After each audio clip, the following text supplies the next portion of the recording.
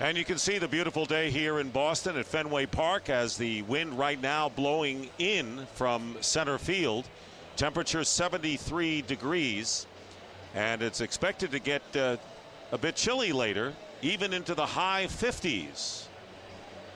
And this game brought to you by Budweiser, official beer of the thirst inning. The beer that starts with full flavor and ends with a crisp, clean finish.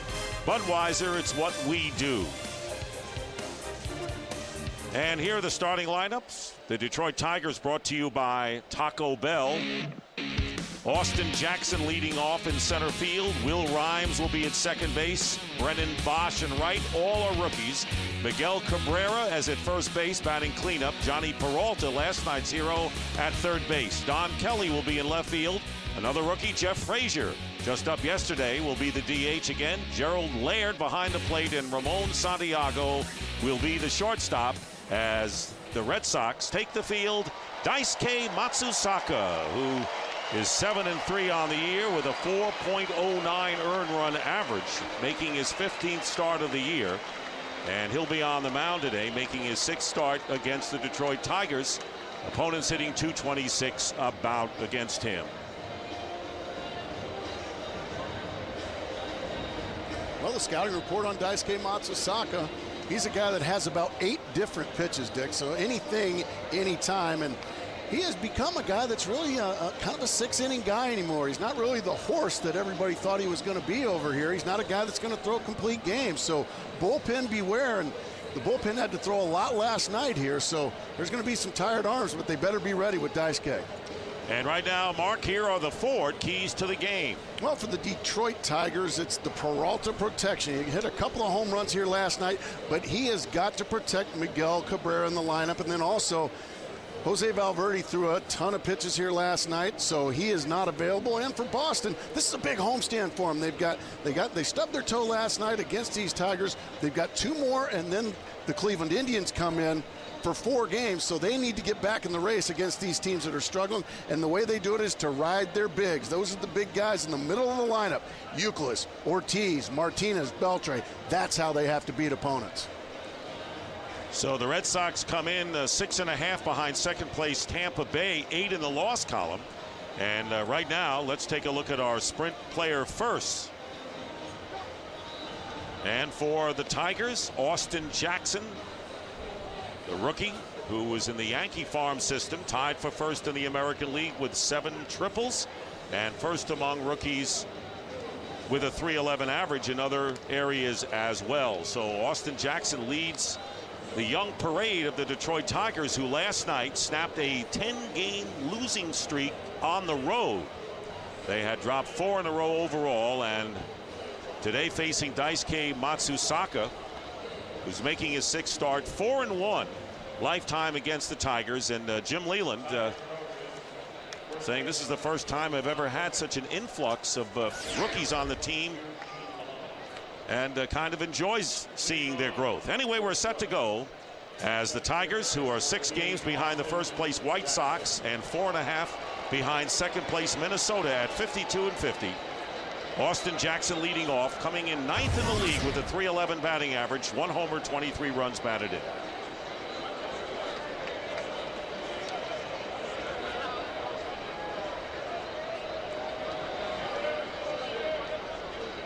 And the first pitch from Daisuke is a strike on the outside corner.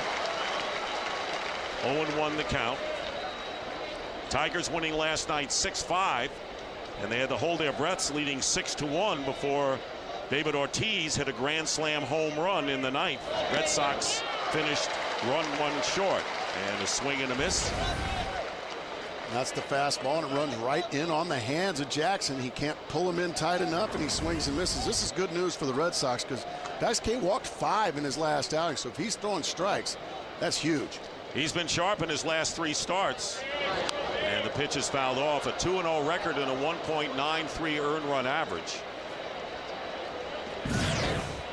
There's Will Rhymes, the rookie second baseman, who is on deck with Carlos Guillen on the disabled list with a strained calf. Rhymes taking over at second. 0-2 pitch, strike 3 called. And so Matsusaka strikes out Jackson to start the game. Just a fastball. Looks like Jackson must have been looking off speed. That comes right back to the middle of the plate. And Dan Isonia just rings it right up. Good start here for Matsusaka. Isonia calling balls and strikes. The crew chief Dale Scott is at first. Jerry Meals umpiring at second, and Mark Wegner over at third. So with one out, here's Rhymes. Who's hitting .308. He is 12 for 26 since being called up. He's kind of fun to watch. He's like that little engine that could. Got his first major league hit Tuesday against the Rays. First pitch missing, 1-0. But he brings some speed to the lineup, some defense, got a lot of range defensively at second base. He creates some havoc.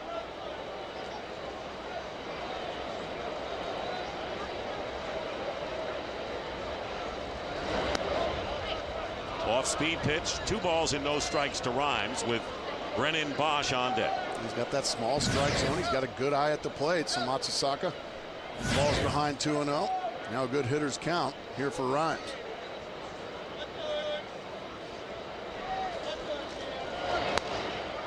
And there's a strike on the corner, 2-1.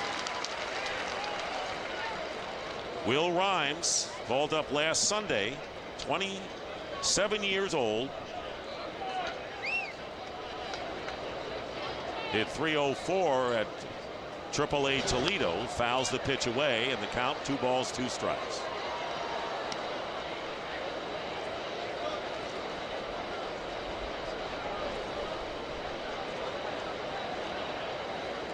This is the way they're playing Rhymes.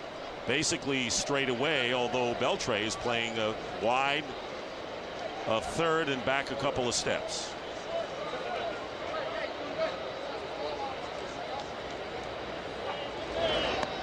Full count to Rhymes. Daisuke Matsusaka. Last start was against Seattle on Monday night. Had no decision.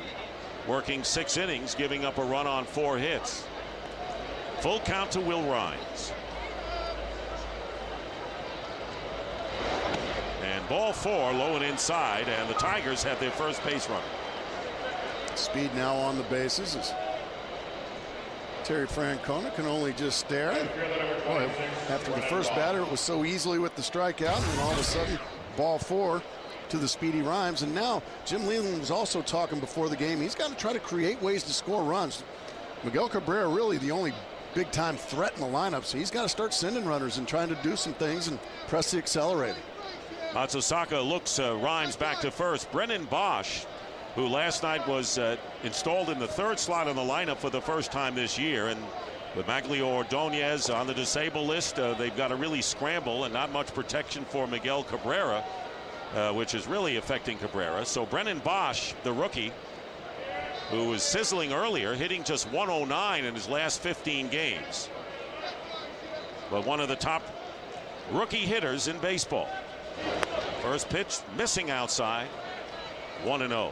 And Matsusaka really trying to nitpick on the outside corner, trying to stay away from the middle, which you can't say you blame him, but because of that, he's falling behind. And these guys in the middle of the order, I don't care if they're not household names, they can still hurt you if you fall behind.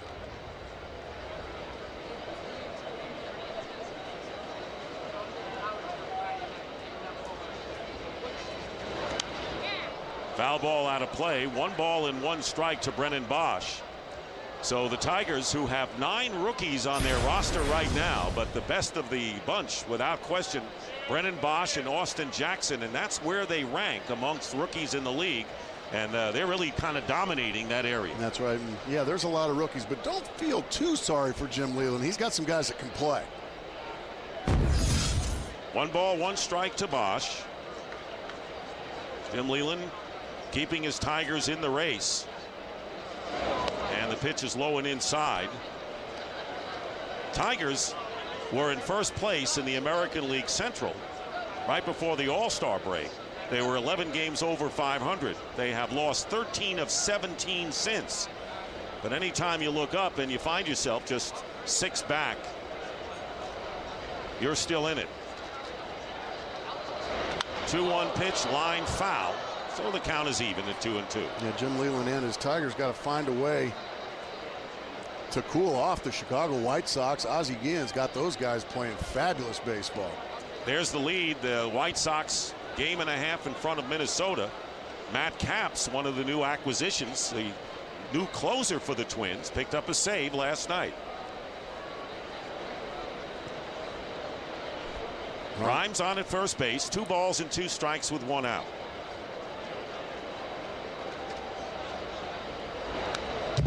Foul back. So Bosch making Matsusaka work here in the first inning. Matsusaka already starting to pile up pitches here. 15 already, 1 out here in the first inning.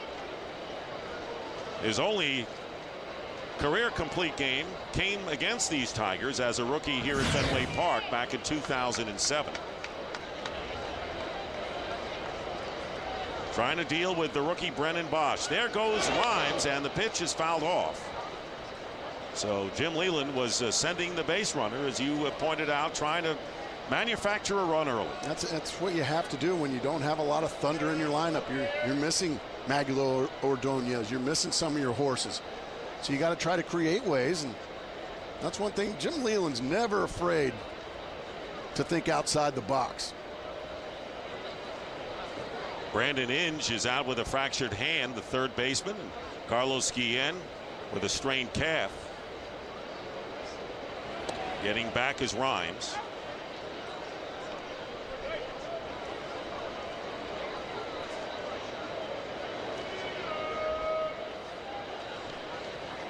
Two balls and 2 strikes to Brennan Bosch with Miguel Cabrera on deck for Detroit.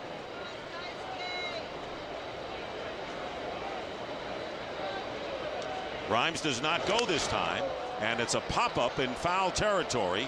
Adrian Beltre has a play and makes the catch for out number 2.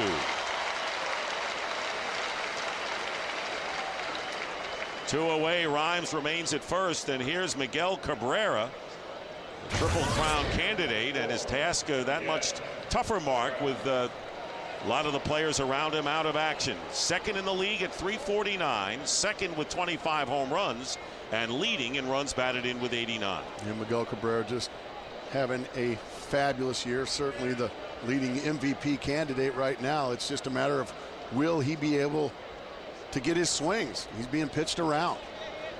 This week a great example, ball 1 outside, when Joe Madden actually walked Cabrera in 3 of the 4 games with a runner at first. And look how deep they are playing him on the infield. The outfield at normal depth for Cabrera. Anything over their head is a home run. Matsusaka's 1-0 pitch, and there's a drive hit deep to left field, way back, and it's going to be gone. A home run for Miguel Cabrera, just inside the foul pole and over the Green Monster seats, and the Tigers take a 2-0 lead. It just makes you wonder why, Dick Stockton. Why do people continually try to attack Miguel Cabrera with the kind of year he's having? Matsusaka went with a fastball right down Broadway. I mean, that is center cut, belt high, and he pays a dear price. So Johnny Peralta, well, according to Daisuke Matsusaka, is enough protection to keep him from pitching to Cabrera. What did he make him pay with a long home run? Well, here's Peralta, and the first pitch to him is a strike. Johnny Peralta. And there's the reaction from Daisuke Matsusaka. And he knew it right away. There was a fella in the front row right behind home plate pleading for it to go foul, and it just wouldn't. And a breaking ball and a weak swing by Peralta off to the right. So Johnny Peralta making the big impact, and Jim Leyland telling us before the game that he was just as impressed with the way he handled third base and knew how to handle the hitters. Veteran presence, that's what he said. He doesn't have any issues with having to worry about the positioning of his third baseman anymore. And a fly ball hit to center field. Darnell McDonald moving over to his right makes the catch, and the side is retired. The damage is done. Miguel Cabrera with a 2-run homer, his 26th of the year. Now with 91 RBIs, the Tigers lead 2-0. Max Scherzer on the mound for the Tigers will be facing this Taco Bell lineup by the Boston Red Sox. Marco Scutaro is at shortstop. J.D. Drew batting second and right. Kevin Youkilis is at first base. David Ortiz, the DH. Victor Martinez behind the plate. Adrian Beltre is at third base. Bill Hall is the second baseman. Ryan Kalish, 22 years old, just called up from AAA Pawtucket, will be in left field, and Darnell McDonald in center field, as Jeremy Herdita was in the starting lineup and he was designated for assignment. So Max Scherzer coming in with a 7-8 record.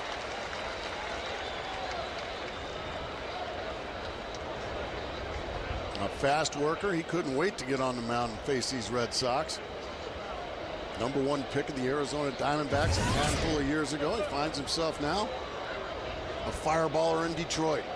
And Marco Scutaro, the first batter, takes a strike. Scutaro hitting .283 with 7 homers and 35 runs batted in. He has been a dependable and reliable shortstop for the Red Sox this year, and he's been on a power surge as of late. He hit a home run, and that ball is fouled down the right field line last night. That accounted for the only run before Big Papi's grand slam homer, and then a grand slam homer in the Red Sox final game at Anaheim. And the sprint player first for Marco Scutaro, first among league shortstops with 10 3-hit games and playing 101 games this year. So unlike the injured players, he's been an Iron Man. Usually expect those numbers from somebody like Derek Jeter. But no, Marco Scutaro been one of the most consistent shortstops in the game this year. 1 ball and 2 strikes to Scutaro with J.D. Drew on deck. And the count 2-2. Scherzer is 6-4 and an ERA of 2.73 since he came back from AAA. They sent him down after he was pummeled by the Red Sox in May, giving up 3 homers in 5 innings. And strike 3. Scutaro goes down for out number 1. Let's take a look at the replay. Just no nonsense baseball right there. Here's my fastball down the middle, and it's right by Marco Scutaro, down around the knees. Scouting report is just that. He's got a swing and miss fastball, and his strikeouts are pretty strikeouts. That's because his slider is improving. That was a pitch that he just really didn't have, and they've really worked on it since he's gotten to Detroit, and it's a quality pitch now. J.D. Drew, the batter, and the ball goes all the way to the backstop. So Drew, who was in the lineup last night but scratched because of that tight hamstring, did come in the game as a pinch hitter in the 9th inning and drew a walk, hitting .268 with 12 homers and 49 runs batted in. And there's a call strike. 1-1 to Drew. J.D. Drew thought that pitch was down. Isonia having a pretty wide zone today. Pitchers love that. Took something off that pitch. It's down low, and it's 2-1. Yeah, that's his 3rd pitch, the changeup. You got to show these guys different pitches. Can't do everything a fastball, because you'll get killed if you do. Comes back with a similar pitch and misses, and falls behind Drew 3-1 with Kevin Youkilis on deck.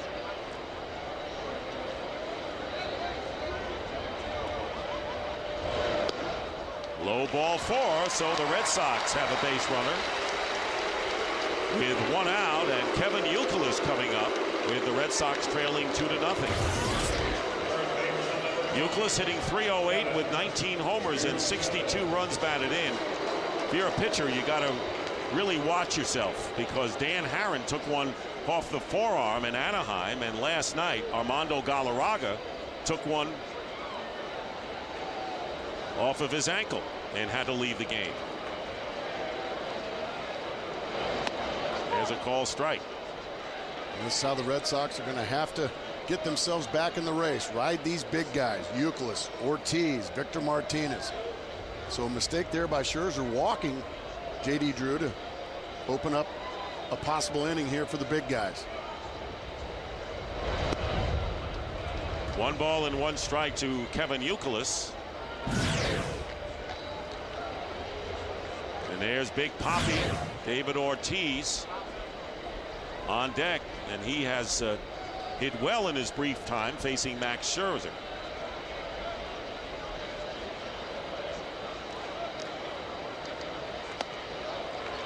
And it's 2-1 now to Youkilis.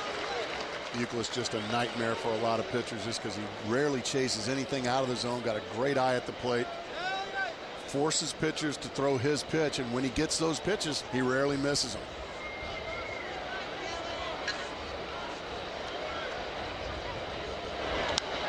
And there's foul ball out of play. Count is 2 balls and 2 strikes. The Red Sox have been virtually a 500 team since the All-Star break. 7-8. They had won 3 in a row, sweeping the Angels on the road, and 5 out of 7 before they lost last night. And this is kind of an important series because with the Rays and Yankees playing, if the Red Sox win, they can gain on one of them. And the same goes the other way, and that pitch nearly hit Youkilis, and the count is full. Yeah, both of these teams, even though they're still in the race, they're chasing 2 teams in their division, and that's the dangerous part because you cannot just hope and depend that both those teams are going to lose. You have to go out and put a streak together. That's why this homestand is so important for the Red Sox. Here's the 3-2 pitch, and it's popped up left side of the infield, and Johnny Peralta makes the catch in fair territory for the second out. And that'll bring up David Ortiz, who leads the Red Sox with 22 homers, 68 runs batted in, hit 2 home runs off of Max Scherzer on May the 14th. This was the go ahead 3-run shot in the first inning. Got to know him very well. That one went almost 400 feet off of Scherzer, so certainly Scherzer knows his name.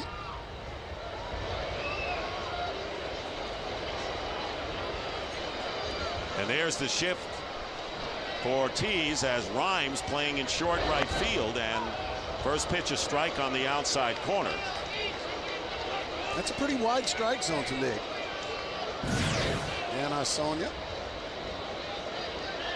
Ortiz with a grand slam home run, but it left the Red Sox 1 run short last night. And there's a line drive. Don Kelly back there to make the catch.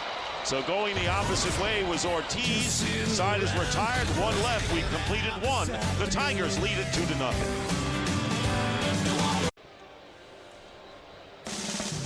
Fox Saturday Baseball is presented by Taco Bell. Think outside the bun. By Fusion, the 2010 Motor Trend Car of the Year. Get in and drive one. And by Sprint, the Now Network. Well, there's the North Church, and it was Paul Revere, and of course, 1 if by land, 2 if by sea, and it's a good thing he didn't get messed up on the signals. That's exactly right. On that day. That would have been a lot worse than missing a hit and run. The Colonists would have been in trouble. Don Kelly leading off for the Tigers here in the second inning, as the Tigers, on the strength of Miguel Cabrera's 2-run homer, leading the Red Sox 2-0. First pitch, ball 1 to Kelly, hitting .205 with a homer and 8 runs batted in. Yeah, missing a hit and run just gets you benched. Messing up those signals would have sealed your fate.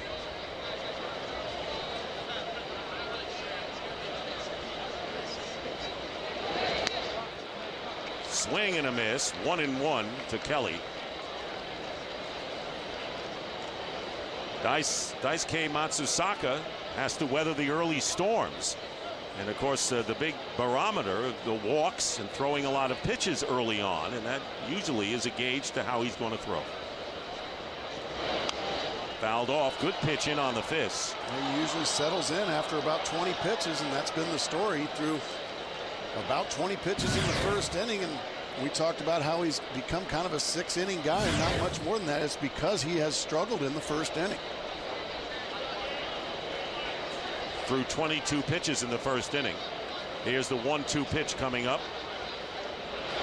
and a ground ball hit to Youkilis, who flips to Daisuke for the out, and there's 1 gone in the second. And you got a glimpse there of Jeff Frazier, who made his major league debut last night, the Tigers' designated hitter, and he'll come to the plate right here. Did not get a hit, and Jim Leland says, you know, a lot of guys, rookies, come in and they say, I can't believe I'm up here facing these kinds of pitchers. And he says Frazier was up there just hacking away last night. Swinging at anything out of the strike zone. Eyes like saucers. Just not letting the game come to them. Not relaxing and taking a step back, take a deep breath, and play the game. It's the same game you've always played. There's just another deck on the stadium. Easier said than done, right? That's exactly you were right. in those shoes. Oh, yeah. And, I mean, your mouth's dry. You're worried about everything but the baseball, and that's what you have to take a step back and remind yourself. It's still baseball. Fouls back the high fastball, 1-1. Jeff Frazier had 23 home runs and 68 runs batted in 104 games at Toledo.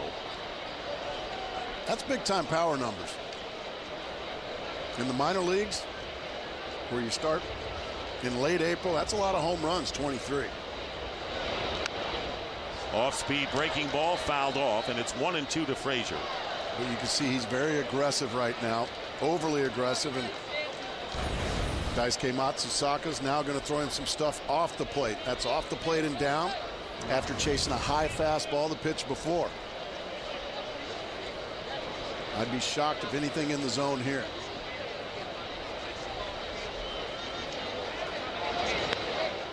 Two balls and 2 strikes to Frazier with 1 out. You saw Gerald Laird, the Tiger catcher, waiting to hit. Red Sox have been quiet at the trading deadline. I guess more reports could still filter in, but nothing as of yet. And a single to center field. Jeff Frazier serving a single to center field, and the Tigers have their second hit of the game, and a base runner here with 1 out in the second. They went out of the zone again, down and away. That time you just have to tip your cap to Frazier. This is nowhere near the strike zone, but he just goes out, swats it into center field. That's nicely done by the youngster. Just out of the reach of Bill Hall at second base. That'll bring up Laird, the number 8 hitter in the lineup. Here's Laird batting 186, 3 homers and 16 runs batted in.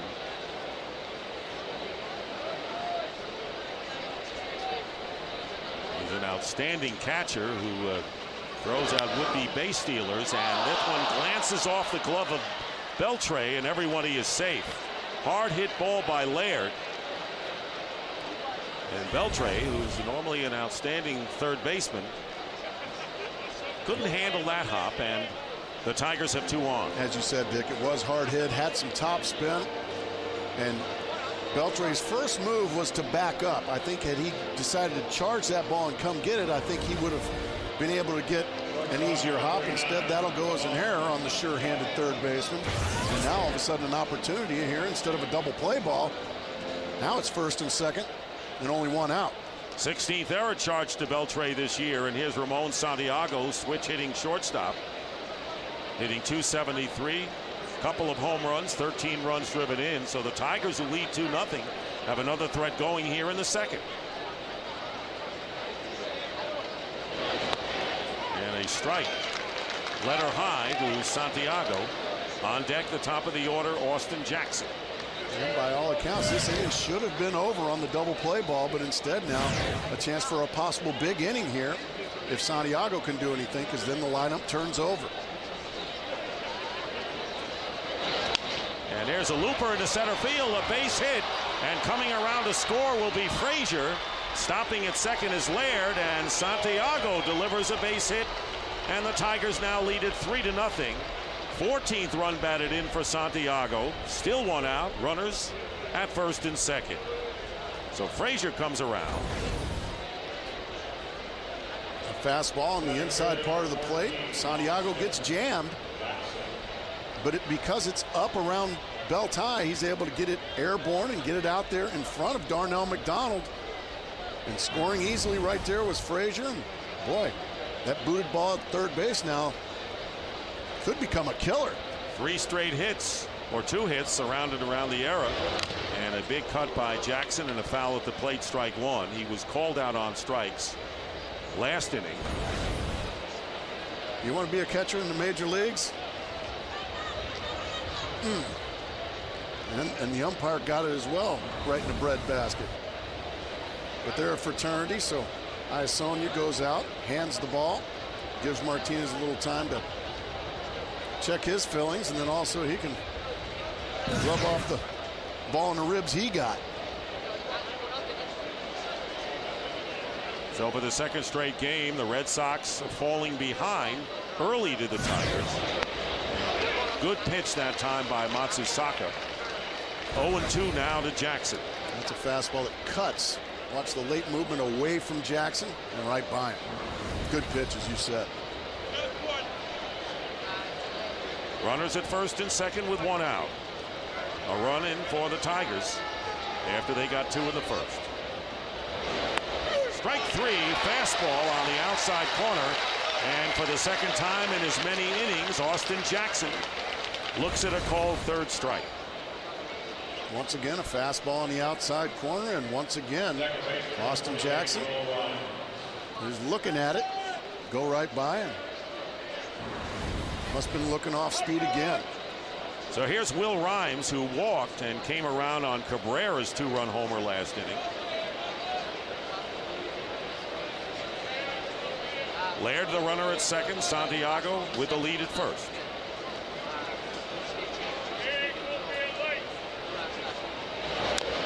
And he fouls it off right behind Tom Brookins, the first base coach.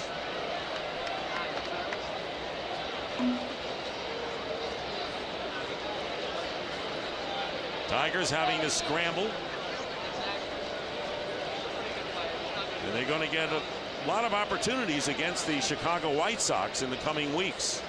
And that's got to be their advantage, down 6 games coming into this game.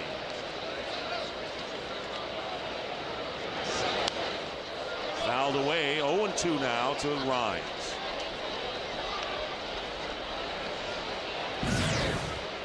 Bosch is on deck.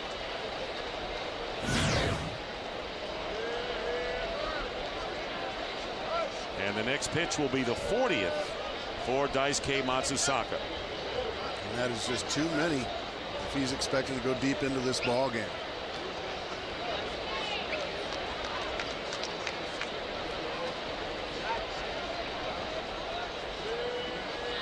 And time called as Rhymes steps out. Tiger fans made plans to come here for the weekend. Yeah, I think Dad's sharing a piece of heaven with Ernie, I guess. And all peering down at Fenway Park. Fastball, strike three. Rhymes goes down. But once again, the Tigers strike. They get another run and lead the Red Sox 3-0 in the middle of the second.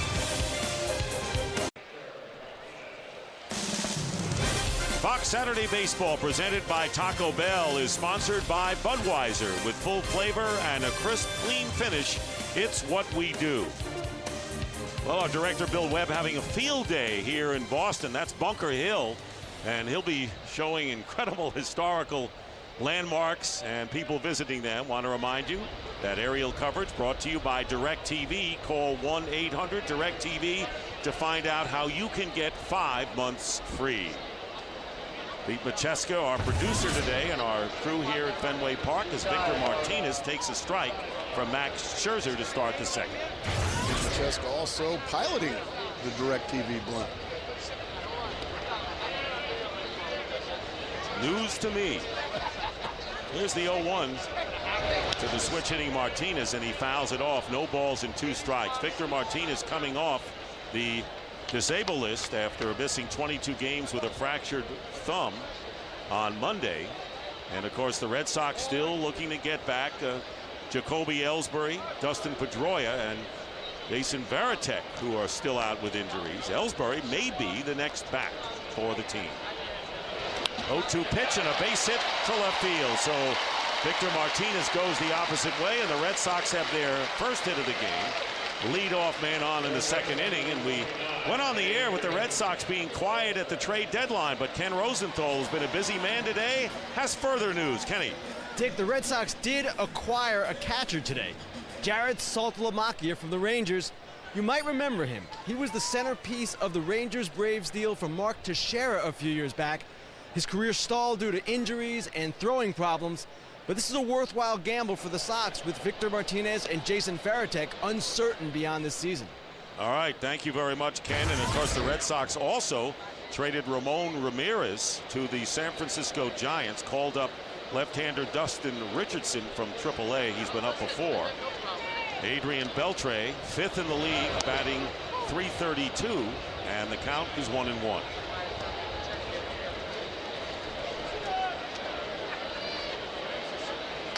Let's see what Gerald Laird wants from Max Scherzer here. He wants the gas and he wants it on the outside corner.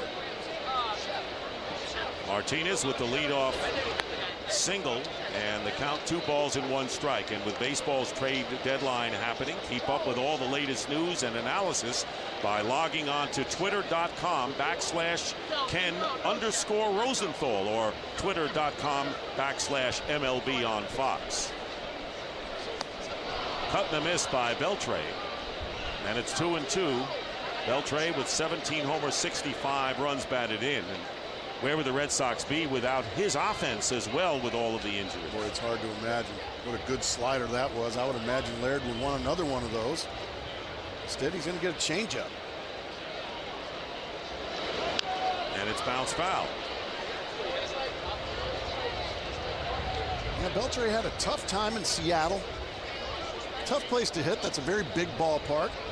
A little more cozy left field here in Boston. And Beltre has just made a living peppering the Green Monster. 2 balls and 2 strikes. And Scherzer goes to a full count with Beltre, with Bill Hall on deck for the Red Sox. There's Hall. Adrian Beltre has hit 11 in his last 12 games and hitting .353. Solid year for the newcomer to the Red Sox this year. 3-2 pitch, fouled away. Scherzer just decided enough of that. I'm just going to come at you with my best pitch, and that's my fastball. Power on power. Beltre just missed it, fouling it back.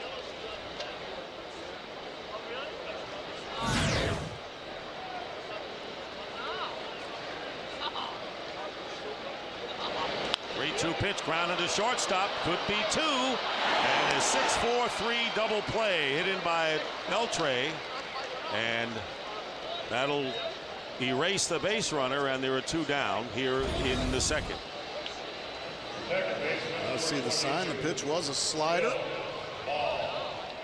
It stays up in the zone. Beltre hit it hard, but he hit it right at Ramon Santiago, and they turn it easily. That's about as tailor-made as it comes right there, Dick. So with 2 down, here is the second baseman, Bill Hall. Hall hitting .230 with 11 homers and 29 runs batted in. And a strike on the inside corner. He's been a valuable man for the Red Sox this year, playing several positions. 22 starts at second base, the most he has started at that position in the last 6 years when he was with the Brewers. So an active year for Bill Hall, who takes down low 1-1. A little extra bounce now in Max Scherzer's step after that double play ball off the bat of Adrian Beltre. That one got up to 96 miles an hour. He can even go higher than that.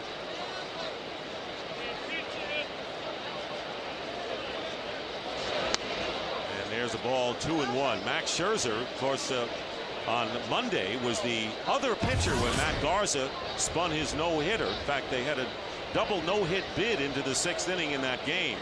And it was Matt Joyce, the former Tiger, who hit the grand slam home run that gave Garza the breathing room. There's a chopper to third. Peralta, plenty of time, and that'll do it. There was a hit. Double play helping out the Tigers. And we'll return to Boston after a word from your local Fox station. Welcome back to Fox Saturday Baseball, presented by Taco Bell. And Brennan Bosch up for the second time. Takes ball 1 from Daisuke Matsusaka. Bosch fouled out to Beltre.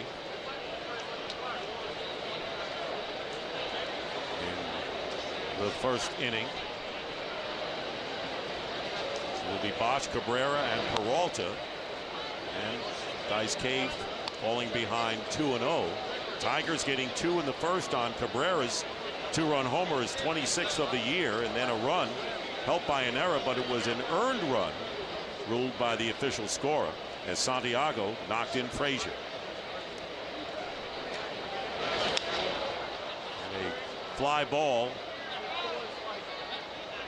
And out of play and giving chase was Ryan Kalish, the newest Red Sox. 22-year-old just called up today when Jeremy Hermida was designated for assignment.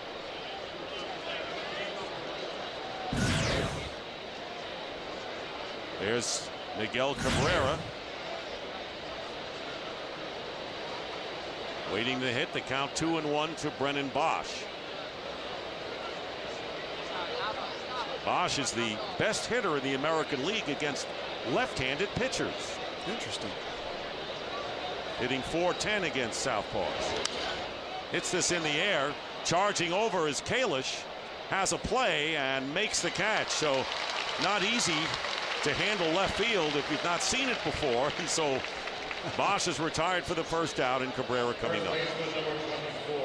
And the shadows also playing a factor right near home plate and in left field as well. And late afternoon here in New England. All of a sudden, the shadows become a factor. They're not a factor yet, but give it a couple innings and it's going to be difficult to see. So that's advantage Detroit by having a 3-run lead when it starts getting difficult. Here's Cabrera. 2-run homer. Getting the Tigers off on the right foot in the first inning. Takes down low for a ball. They decided to pitch to him. It cost them dearly with a 2-run long ball. Let's see if they are a little more careful this go around, even with the bases empty.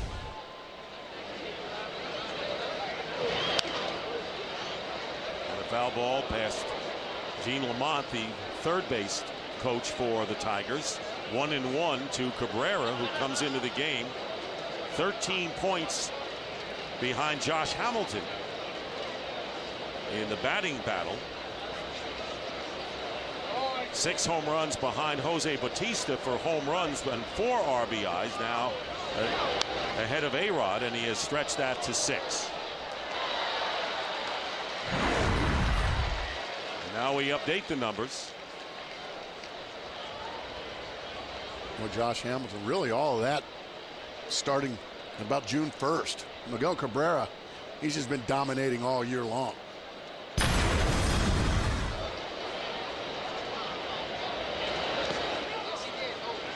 Check swing.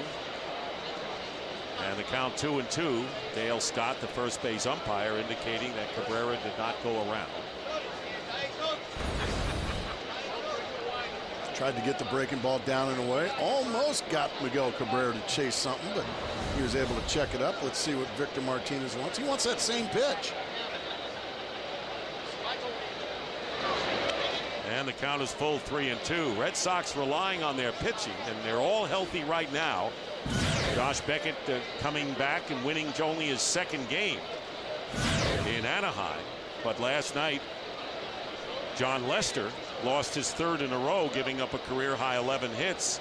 And here's Dice K struggling early on against the Tigers today. Here's the 3-2 pitch and a ground ball, gloved this time by Beltre. Throw to first, and Cabrera's retired for out number 2. Well, Ken Rosenthal has been a very busy man, keeping us apprised of the Red Sox trade. There are others as well. So, Kenny, what do you got? Dick, there were some other late moves, including one by perhaps the best team in the National League, the Atlanta Braves. They traded with Kansas City, getting Kyle Farnsworth, relief pitcher, and Rick Ankiel, who will help them out in center field. They've had the center field problems all year long with McLeod. Other moves. The Marlins actually turn into buyers. What? Sort. Yes, they get Will Omen, the lefty reliever from the Orioles, and the Dodgers. In addition to getting Ted Lilly and Ryan Theriot earlier, they pick up Octavio Dotel from the Pirates, help their bullpen. All right, that's a mouthful, and that is great on this very dramatic day. Good stuff, Kenny. Trading deadline, and there you see the Dodgers. Dotel just a little while ago. They got Lilly and Theriot from the Cubs and Podsednik earlier. And really haven't had to give up too much, just Blake DeWitt and a couple of minor leaguers. Do you know what's interesting? Whenever we say a couple of minor leaguers and all of a sudden we turn around and a couple of years later they say, what happened to those guys that we traded for, those guys who became stars? That's true.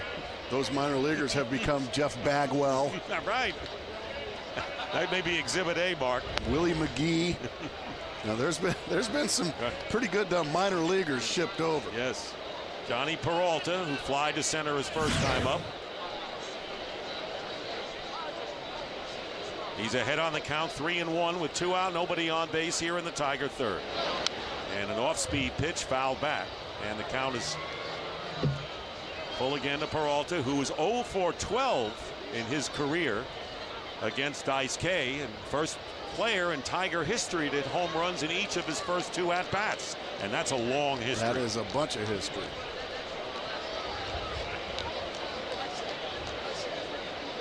Here's the 3-2, and ball 4, and that'll be the second walk issued by Dice K Matsusaka, and that'll bring Don Kelly to the plate with a runner at first. Well, the Tigers, obviously, with Ordonez out of there, have struggled since the All-Star break. The number 5 hitter in the lineup, whoever he's been, 6 for 54, and even Miguel Cabrera had been having his problems with runners in scoring position before the 2-run homer today. And here is Don Kelly, who slaps it foul. Kelly was out Euclid to Matsusaka in his first at-bat.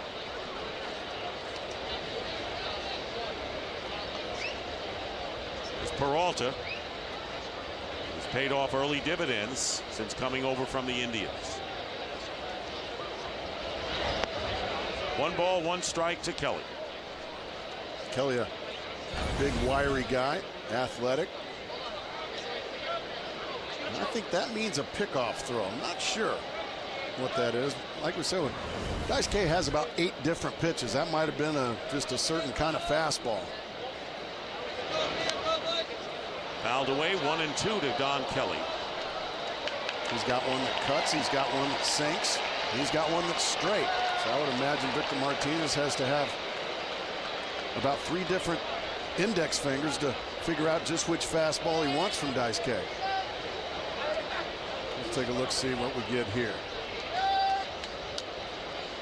That's got to be some kind of a breaking ball. Pitch number 60 coming up. And roll to second baseman Bill Hall. He'll make the play at first to retire the side. The Tigers lead 1 in the middle of the third. Detroit 3, Boston 0. And welcome back to Boston, Fenway Park. The Red Sox trailing by a score of 3-0, and making his major league debut is Ryan Kalish, 22-year-old from Shrewsbury, New Jersey.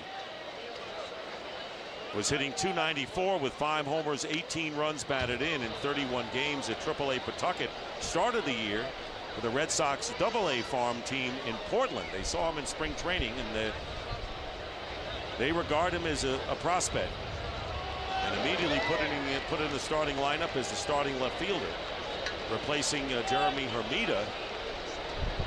So the new face, and the last time the Red Sox brought up a player in the 11th hour, Daniel Nava hit a grand slam homer on the first pitch.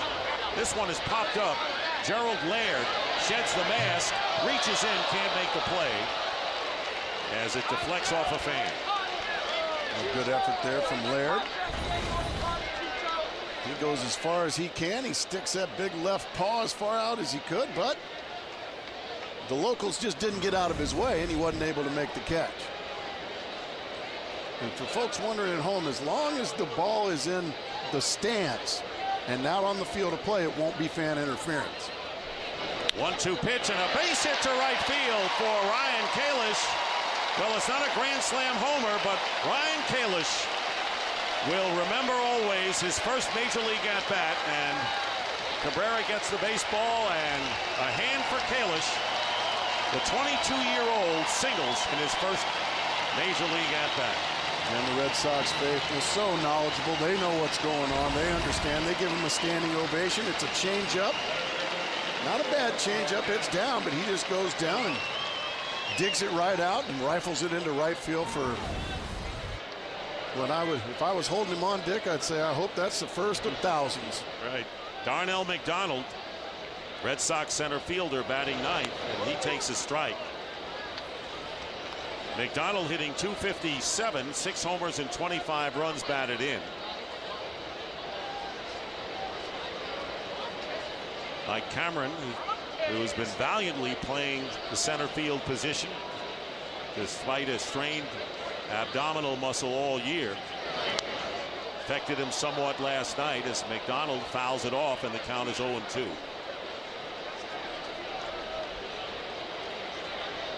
Look at the Red Sox, who come into this game 13 games over 500, yet are 8 games in the loss column behind the Rays, who right now would be the wild card team in the American League. And as we get on into early August, the sand is running through the hourglass. The 0-2 pitch bounced foul, and it's a tough division. The Red Sox in a division with the top 2 teams in baseball, the Yankees and the Rays. Terry Francona aware that if he were in any other division, the story would be different. He'd be 2 games behind Texas in the West, a half a game behind the White Sox in the Central, and in the National League, the worst they'd be would be 3 behind San Diego in the West. So you get the idea. Yeah, that's just understood when you're in the East, that it's going to be that way. Toronto 5 games over and out of the race. 0-2 the count to McDonald, with Kalish with the lead. Ground ball slowly hit to Rhymes. His only play is to first, and McDonald is retired as Kalish advances to second. 1 out, and the top of the order, Marco Scutaro coming up.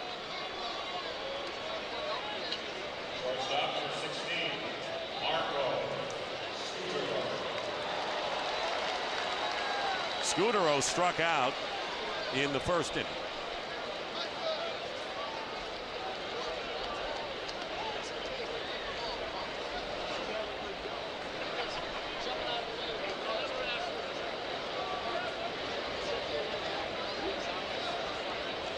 See the shadows, and the light tower making a shadow on the infield as well. Yeah, the light tower now going to be a factor. The shadows just now creeping in front of home plate. Once they get about halfway out to the mound, then it's going to be very difficult on hitters.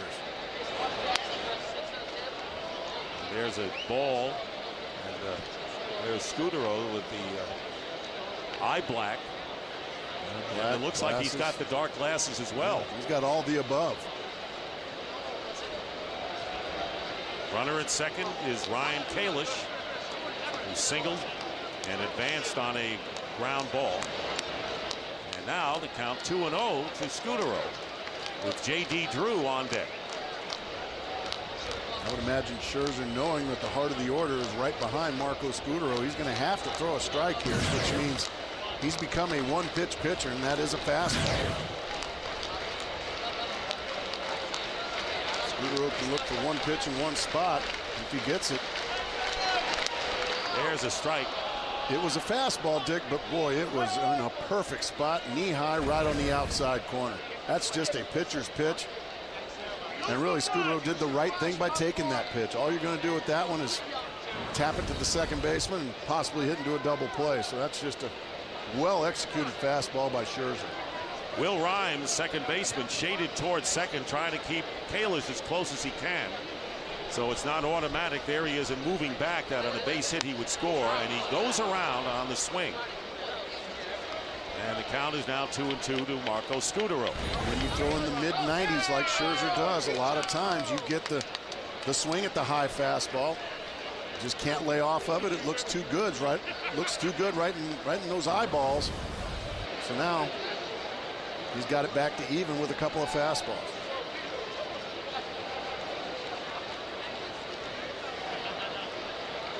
Tigers are leading 3-0. They've out-hit the Red Sox 3-2.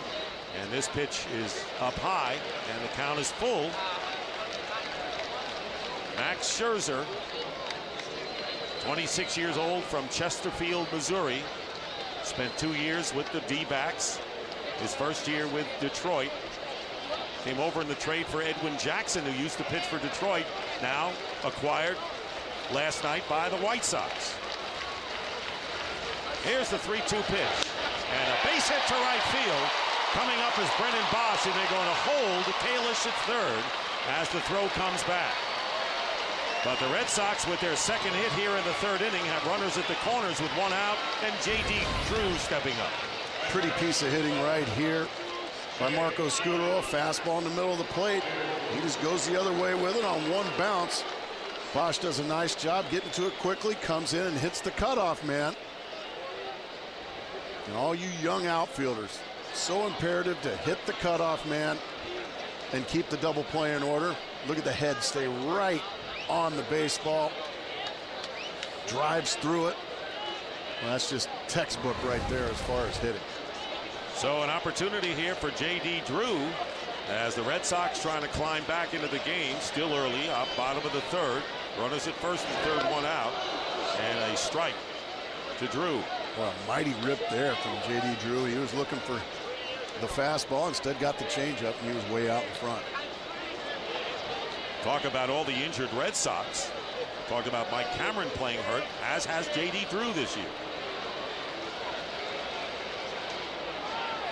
Toss to first after a look at third. And well, by rule, you do not have to throw that ball to first base. You can just give the fake to third. You don't have to throw the ball, but he does anyway. And never throw it if you don't have to, folks.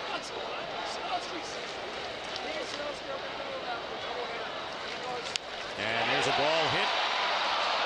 And it's caught by the shortstop Santiago in on the fist, a soft line drive. So J.D. Drew trying to get the run in with less than 2 out and a runner at third can't, and so that leaves it up to Kevin Youkilis. Pretty good sequence that Scherzer put on Drew right there. He got ahead of him with the changeup and then just sawed him off with a fastball in on his hands to get the soft liner.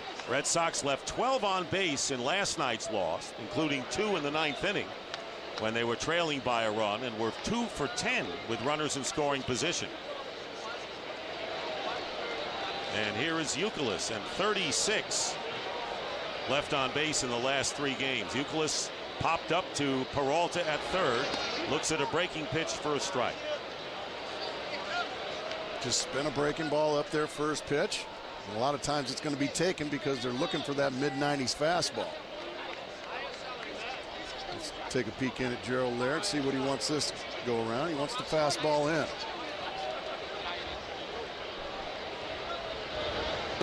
He gets it a little bit too far in, and the count 1-1. Kalish making his major league debut. Ryan Kalish, 22-year-old outfielder, singles in his first at bat, going to second on a ground ball and advancing to third on Scudero's base hit to right. Now there are 2 down. 1-1 to Youkilis, and now 1-2 off of the foul ball.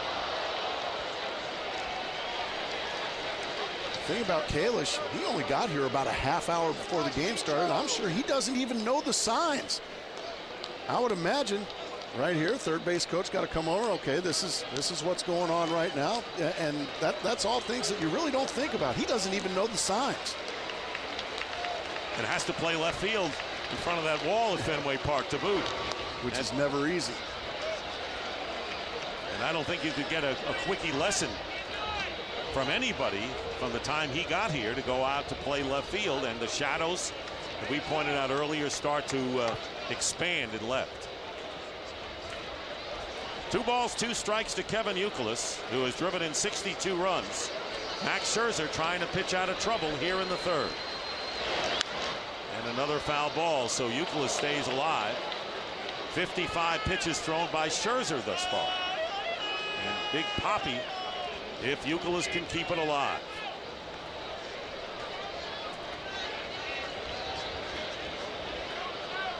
Infield playing Youkilis to pull, the outfield straight away.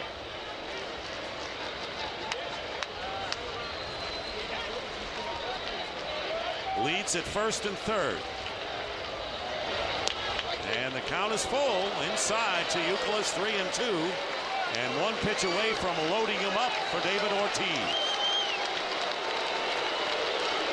Scudero will be off on the pitch on the 3-2 count with 2 outs, and these fans starting to get excited. They're getting behind Youkilis. That's the 4th full count that Scherzer has gone to. There's the fake first and no throw, so we took your advice. Yeah, you don't have to throw that. Especially since Cabrera was playing well off the bag at first.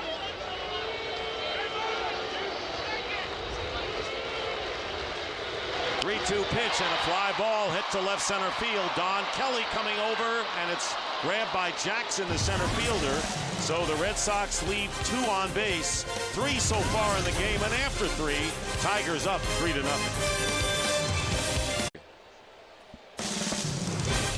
Today's game is sponsored by Michelin, a better way forward. By Pepsi, when you choose Pepsi, you support the Pepsi Refresh Project. And by One A Day Men's, the official multivitamin of MLB, specially formulated for men. One of the more modern scenes in Boston with all of the historical landmarks, the Zakim Bridge there.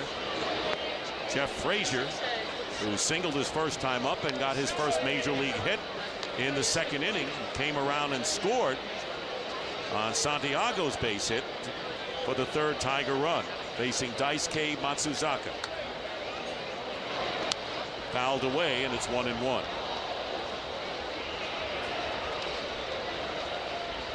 On deck is Gerald Laird. So early in this game, both Jeff Frazier and Ryan Kalish have their first major league hits here at Fenway Park.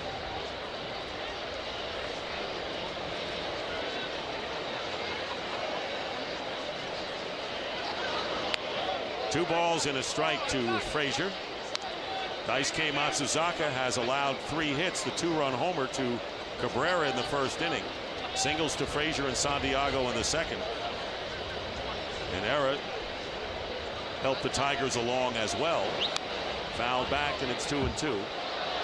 He has 2 walks and 3 strikeouts. Shadows starting to become a factor more and more as the afternoon starts to turn into evening here in Boston.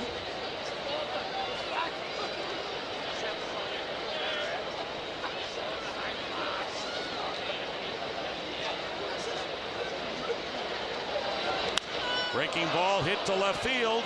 Kalish will play it off the wall. His first experience. Bounds away from him. And going into second is Frazier with a double. That would have been a double in any event, even if he had fielded cleanly out there. But Jeff Frazier 2 for 2 now. Yeah, Kalish had 0 opportunity to take any fungos off the wall. He got here so late. That one got over his head. Or the bounce did. That's just a hanging breaking ball right there. And Frazier does what you're supposed to do with it up here and just ripped it into left field. So the rookie a little more comfortable in his second game. And Kalish seeing what it's like to field one off the wall. So the leadoff double. And here's Gerald Laird, who reached on an error by Adrian Beltre. A hard hit ball that glanced off of Beltre's glove. And now Scudero shaded towards second base, and there's the bunt attempt, and it's a strike to Laird. Laird questioning Sonia to see whether he had offered at it or whether it was over the plate. I think he was upset with the call. It looked like a strike to me. You be the judge at home, Dick. That looks like a strike to me. Yeah, did not offer at it. I think he was just upset with the call from Dan Sonia. I think when he sees the replay, he'll realize he was mistaken. And the Red Sox looking for Laird to bunt as Youkilis charging from first.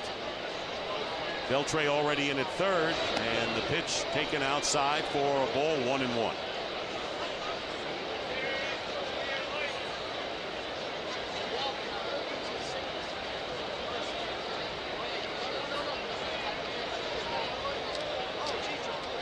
Tigers looking to increase their 3-0 lead over the Red Sox. Took the opening game of the series last night.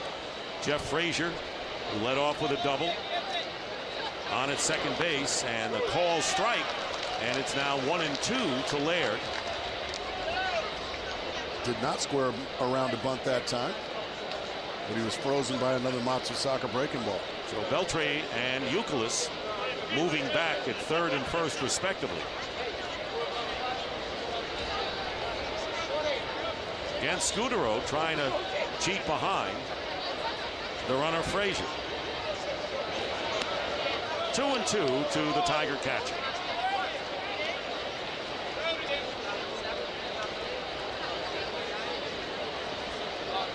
Tigers coming in with the 3rd worst road record in the American League, 17-33.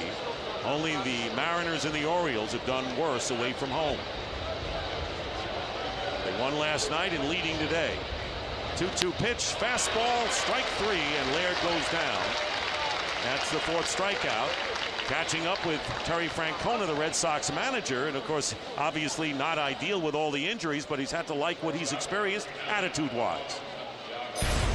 Well, we like what our guys are trying to do. Well, we've had some bumps in the road for sure, but you know, when everybody seems like they're going in one direction, it's pretty good feeling for the staff. On a brighter side, Ryan Kalish, he introduced himself nicely, didn't he? Yeah, he's pretty well thought of in the organization. This is an exciting day. You know, pretty big compliment to him when right smack in the middle of the season, we think a young kid could come up and help us. He's got a pretty bright future. It kind of looks like a little bit like Trot Nixon. And Terry, of course, the acquisition of Jared Saltalamacchia, new catcher coming in. Yeah, and again, there's a lot of things that are happening before the game. I don't have a lot of information on that one yet. You don't need information. It's too early. All you need are facts, and it's been a wild day for you. Thank you. All right, good talking to you guys. Go get him, Skipper. And it's been a wild day with the last-minute maneuverings, and it's not that first time it's happened with the Red Sox and Terry Francona this year. Yeah, usually on the 31st, your roster's going to be different than what you wake up with. 2-0 the count to Ramon Santiago, who drove in the 3rd Tiger run with a single up the middle back in the 2nd inning. On deck is Austin Jackson, the 3rd go-around for the Tigers. Jeff Frazier with the lead at second, led off with a double, and there's a ball blooped down the left field line. It's going to be a fair ball. A run's going to score as Kalish chases it into the corner, and on at second with a double is Santiago. So 4 hits from the bottom 3rd of the batting order already for the Tigers. Santiago driving in his 2nd run of the game, and it's 4-0 Detroit. Well, when you get ahead of the count, 2-0, you're going to get something in the middle of the zone. That's exactly what happened. He got a fastball he could handle and just flips it the other way into the corner. Frazier scores easily. And Santiago's driven in a couple now today. That fastball is just right down Broadway. That's what you're supposed to do with that pitch. Austin Jackson up for the 3rd time. Good breaking ball that catches the inside corner. Jackson called out on strikes twice so far today. Tigers inching up, leading 4-0, and have another runner in scoring position with 1 out here in the 4th.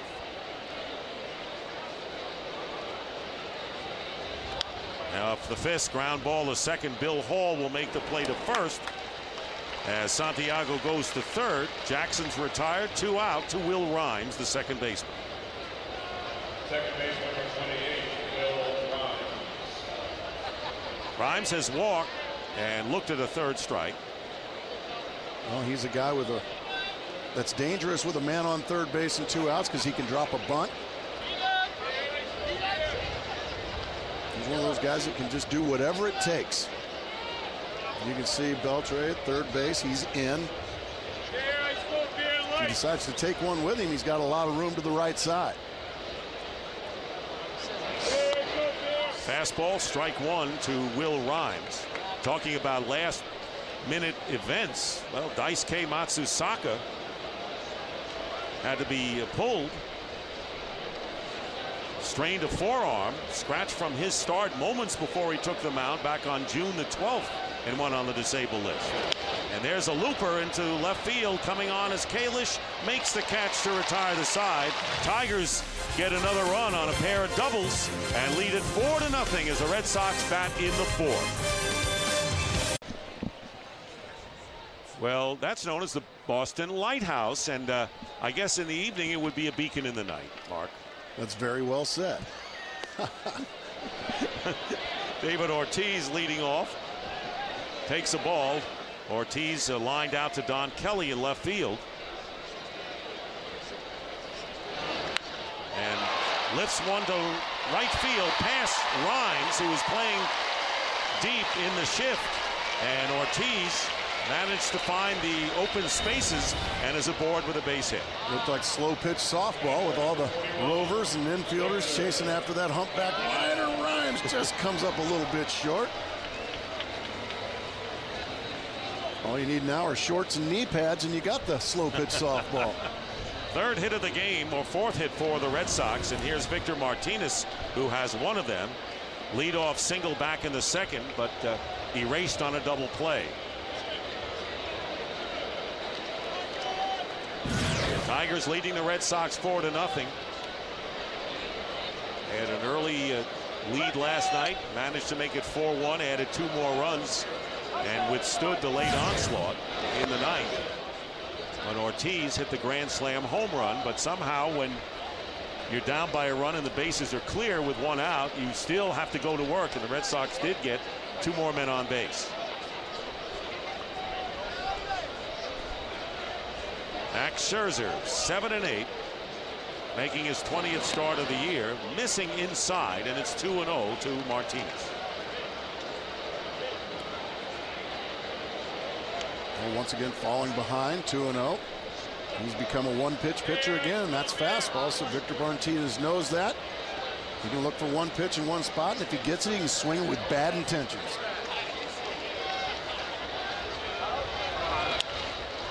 And it's popped up into shallow left field. Coming on in and making the catch is Don Kelly for the first out. Jim Leyland, manager of the Tigers, and of course, knowing he has some injuries as well, and asked about how refreshing it might be to see some of these youngsters come up and perform well. Well, you know, it's a catch-22 because you're glad to see guys get some opportunity, but certainly, you know, we miss the Guillens and the Ordonez and the Inges because it makes it a little tougher. But it's nice to see the kids get an opportunity. With Jose Valverde throwing so many pitches last night, you need a big outing out of Max Scherzer. So far, so good. Yeah, Gracie, you told me to start Valverde today. I don't know. Yeah, no, you're right. He won't pitch today or tomorrow, and we're off Monday, so that'll give him 3 days to freshen up. We got to split when we go home against the White Sox, so we got to get him fresh for that. And you're getting a bonus from the bottom third of your order today. Yeah, they're making some contributions, and that's what you need. You know, you can't put it all on Cabrera and guys like that every day. So it's nice when you get a little something down at the bottom. Thank you, Jim. Sure. Keep it up, Skipper. All right. Well, I know you'd never be a pitching coach. Actually, in jest, Valverde throwing a career-high 60 pitches last night in an inning and a third.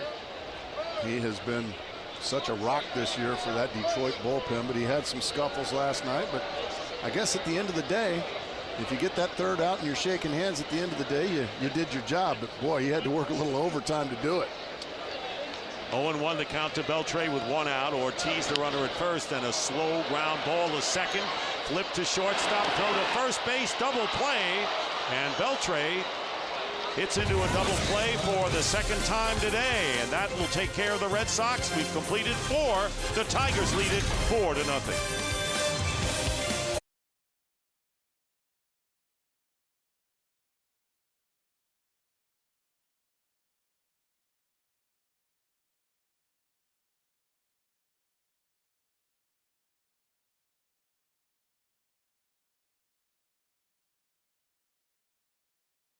Ball 1 outside to Bosch. Well, the inning before, what a beautiful turn by Will Rhymes and Ramon Santiago. I didn't think there was a chance to turn that double play. It wasn't hit very hard at all, Dick, but the 2 young middle infielders showing me a lot there. That was a slick turn. Slick turn. It was Ortiz they knew could not run, but they still on the ground ball had to get the runner at first base. Bosch fouls it off, and the count 1 ball and 1 strike to the Tiger rookie right fielder. Bosch fouled out to Beltre and flied out to Ryan Kalish. The left fielder has hit the ball to the opposite field twice, and it's 2-1 now to Bosch. Will be followed by Miguel Cabrera and Johnny Peralta. It's Cabrera, who hit a 2-run homer in the first inning over the Green Monster seats, his 26th of the year, and that started the Tigers off and running.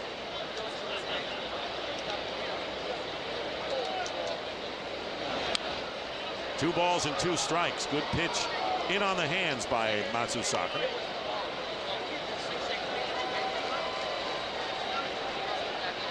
Top of the 5th inning.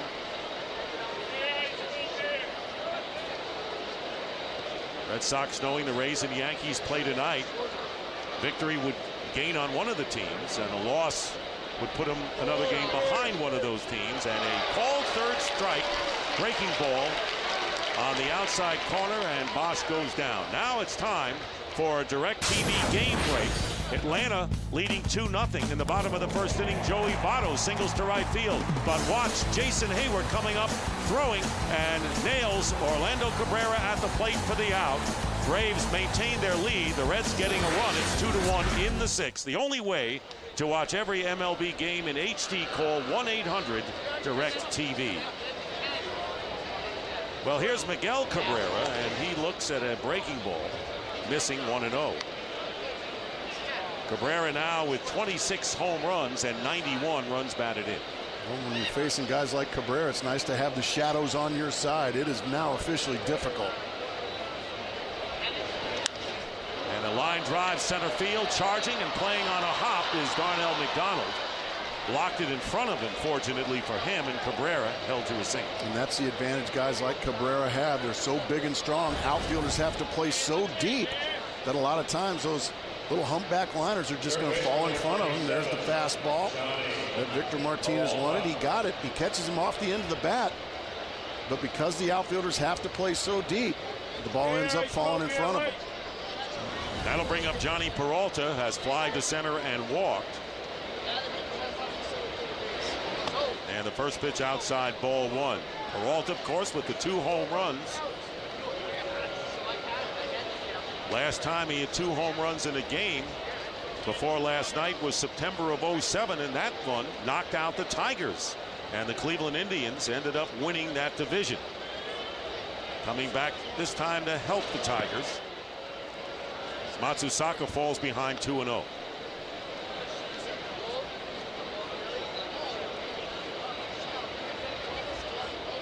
Tigers looking to extend their lead. Scored 2 in the first, 1 in the second, 1 in the fourth, and a runner on here in the 5th inning.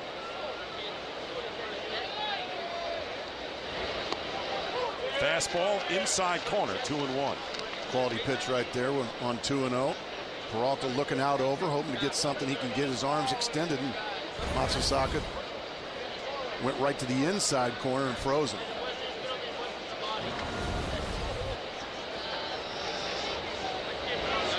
There's a breaking ball in for the strike. So he follows the fastball up with the breaking pitch. And that's a frisbee right there. It stays up. It's a high strike. You don't want to make a living throwing the ball belt high on off-speed pitches, Dick. 2-2 to Peralta. Just gets a piece of it.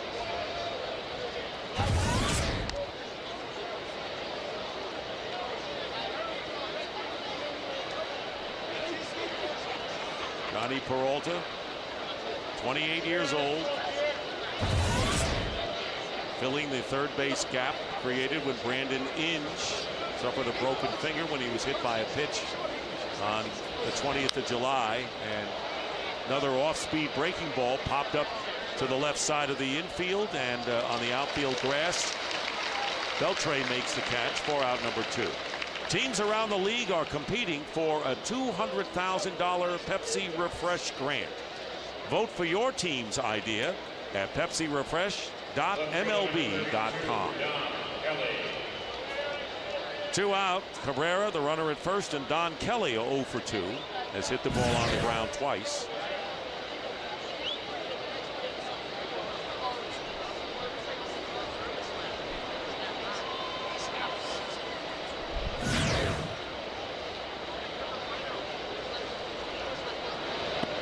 Ball 1. Don Kelly, talk about versatility, has played first, second, short, third in the outfield for the Tigers this year. Playing left field this afternoon. Fastball fouled off 1-1. That was a mistake there from Matsusaka. I guess they're not mistakes if you get away with them, but Victor Martinez wanted that ball in the inside corner. I mean, he threw it right down the middle belt high. On deck is the rookie Jeff Frazier, is having a good afternoon. 1 ball, 1 strike, 2 outs, and Cabrera, who's 2 for 3 on at first base. And a pop-up calling forward a Scudero in shallow left field, makes the catch, and that'll do it. A hit, 1 left. 4.5 gone by, and and the Tigers have a 4-run lead. Fox Saturday Baseball is presented by Taco Bell. Think outside the bun. Aerial coverage brought to you by DirecTV. Call 1-800-DirecTV to find out how you can get 5 months free. It'll be the bottom third of the Red Sox order against Max Scherzer, who was allowed 4 hits, helped by 2 double plays. Bill Hall leading off, takes strike 1. Hall bounced to Peralta at third, his first time up. Those double plays have come at a great time for Max Scherzer. Just when it looks like he's starting to get in some trouble, he's been able to get that big double play ball and walk right back to the dugout. Getting the Red Sox to hit the ball on the ground. 1-1 to Bill Hall.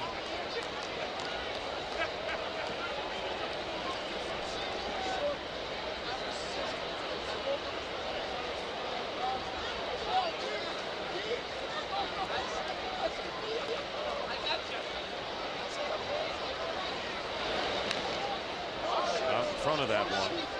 That one took a pretty good bite out of Gerald Laird. Oh, we've seen the umpire take one and the catcher take one. Nothing new there. And there is the rookie, Ryan Kalish. On deck, Kalish. And the catchers and the umpires, it's just a given. You're going to take a beating back there. By far the toughest people on the baseball field. Red Sox have had the leadoff man aboard in each of the last 3 innings. 2 balls, 2 strikes to Bill Hall. Martinez singled to start the second, erased on a double play. Kalish with a base hit. First major league at bat started the 3rd inning, and then Ortiz with a single to right field began the 4th, and a double play ended that possibility. Foul ball, and again Laird takes it off the mask. It gets old after a while. Yankees and Red Sox next Saturday on Fox. Giants and Braves. Check your local listings. Max Scherzer, usually a strikeout pitcher, only 1 today, and that was the first batter of the game, Marco Scutaro. And a chopped foul ball. The Yankees were active as well, not taking any chances in their race with the Tampa Bay Rays for the lead in the AL East, shaved to 1 game as a result of the Rays winning last night. So the Yankees have been active, and we're going to get Ken Rosenthal to bring us up to date on some of their moves as well in just a moment. Bill Hall with the count 2 balls and 2 strikes, leading off the 5th inning for Boston. And a shot off the glove of Peralta, who made a valiant play just to get a glove on it. And Hall, robbed of extra bases by Peralta, is on with a single. Well, that's the slider. That's the pitch that Max Scherzer has really gone to get his outs. That one stays in the middle of the plate. Hall smashes it on 1 hop. Peralta does a nice job of knocking it down, keeping the double play in order. That's something Max Scherzer's been able to draw up. Otherwise, that ball goes in the corner, and it's a leadoff double. So here's Ryan Kalish, first major league at bat, single to right field, takes a strike. So Kalish, 22 years old, who came up from AAA, began the year at AA, and in fact last year was named the Red Sox minor league offensive player of the year when he split the season between the single A Salem and AA Portland teams. So he's been on track, hasn't he? Everywhere he's gone, he has hit. And they said he was on the fast track to the big leagues, but I don't know if they thought it would be this fast. Here he is this afternoon. Jeremy Hermida was in the starting lineup. He had just come off the disabled list, and he was designated for assignment. And Kalish came up and in the game in left field. Slaps it foul, hard shot into the crowd. Yeah, this can be a very mean business, a very angry business, because here you are, you're the starting left fielder for the Major League team in the Boston Red Sox organization, and then not long before the start of the game, you're no longer in the organization. You're gone. Fortunately, that never happened to you. Fortunately, yeah, you're very much right. I didn't. But boy, it can be a very difficult game. Breaking ball is inside. And it can be heartless. But that's why we love it. You got all kinds. You got the bitter and the sweet. Yeah. You know, it can also just be the most wonderful thing in the world.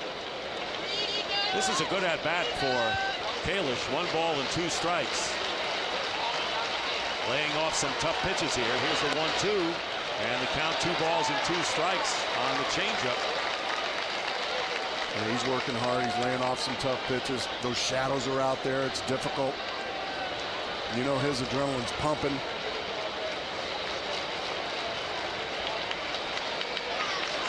Throw to first base. We mentioned before that Kalish, living in Shrewsbury, New Jersey, but was born in Northridge, California. He's been all over the country then.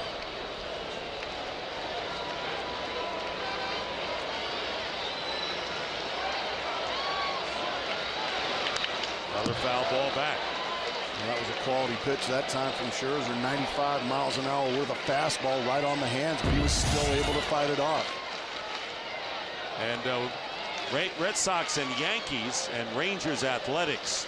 So it's the Rangers and Athletics. We showed you on the graphic, on the stream, we should say, that it was Giants Atlanta, but it won't be. It'll be the Rangers who are doing a tremendous job with an 8-game lead. And a line ball off the glove of Cabrera, steps on the bag, and Bill Hall caught in a rundown. And finally tagged out as he tries to slide back in first base. Nothing Bill Hall could do about that. You're exactly right. Another double play ball, this time a bullet off the bat that Hall thought was caught, but now he's in no man's land. And it looked like Max Scherzer and Ramon Santiago collided, knocked heads. Yeah, they did. Boy, Scherzer took the top of Santiago's head right to his kisser. And he's still not right. Watch the end of this play. Bang. That was probably too close for comfort for several of the people there. Here it is again. Just a rocket. Now Max doesn't know where to go. Okay, now I got to get over to first base, help out in the rundown. Santiago tags him on his own, and watch the end of the play. Bang. And Jim Leland, or is that Rick Knapp going out to mound? That's Knapp, the pitching coach, to make sure that Scherzer, who has pitched very well and now helped by 3 double plays, is all right. So that was a play. First baseman unassisted Cabrera, and then it was 3-6 to get that second out as Santiago ran back Hall to the bag. Here's Darnell McDonald, grounded to second his first time up. So the Red Sox hitting into 3 double plays in the last 4 innings. Let's see if that affects Max Scherzer. Ball 1 to McDonald. That might be worse than taking a haymaker. 2-0 now to McDonald.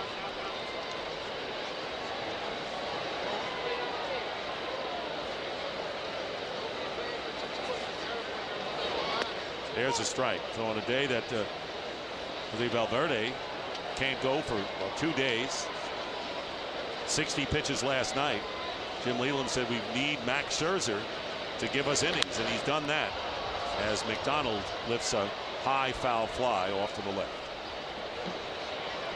Tigers pitching has been pretty good, and they've had players up and down, hurlers up and down. Scherzer was sent down after struggling against the Red Sox in May. Rick Porcello, same story, coming back and impressive in his last outing. Jeremy Bonderman is going to get a chance to start as McDonald strikes out to end the 5th inning. Very quiet day at Fenway Park as the Tigers in control at this point, 4-0. Today's game is sponsored by GE Capital, by Verizon Wireless, introducing the Droid X, the next generation of does, and by Chevrolet. Every model is backed by a 100,000-mile, 5-year powertrain limited warranty.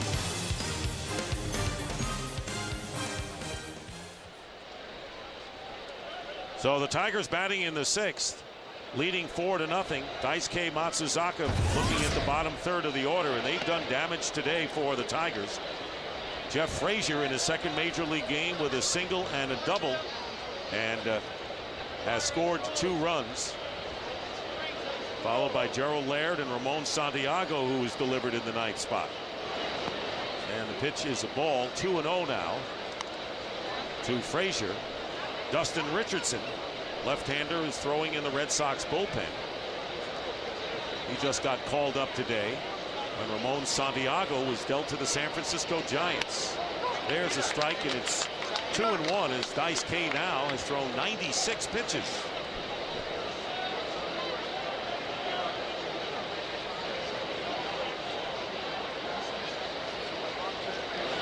Off-speed pitch, grounded to shortstop. Scudero.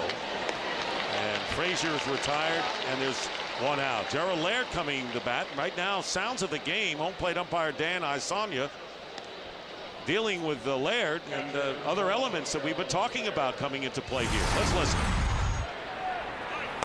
Hark! What's wrong with it? I think it's off the plate. I think it's a good pitch, bud. bud. That if I was button, I could cover that. Hey, don't worry about it. I want to look at it. No. You know what it is? I just couldn't see it. You think you're the only one? Yeah. So the shadows affecting.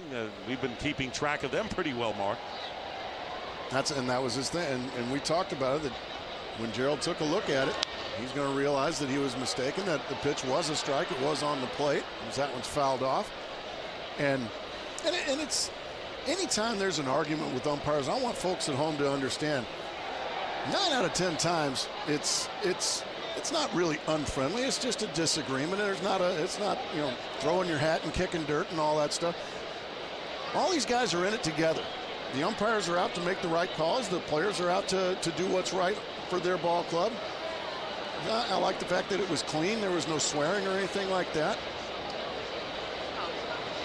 Laird is 0 for 2, reached on an error and struck out. And there's a bunt trying to catch the Red Sox off guard, and the throw to first in time. Matsusaka with a fine throw, having to come off the mound, and Victor Martinez checking with Daisuke, making sure he's all right. Good play by the Red Sox pitcher to throw out Laird. Well, you called that. That's a surprise. Laird dropping a bunt. Matsusaka pouncing on it nicely, and a nice pick over there at first base by Kevin Youkilis, just ahead of Gerald Laird. Well, that's a super play, and they got the call right over there on a close play at first. Well, that's an athletic play. A little gymnastics move as well by Matsusaka. So here's Ramon Santiago. All he's done is a single and a double and an RBI. And it's rare for me to call a pitcher athletic. 100 pitches thrown by Daisuke. Allowed 4 runs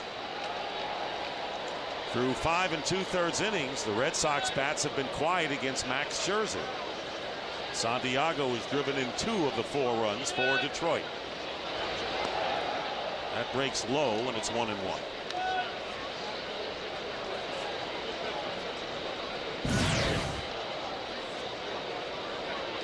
Austin Jackson, if Santiago keeps it going for the Tigers.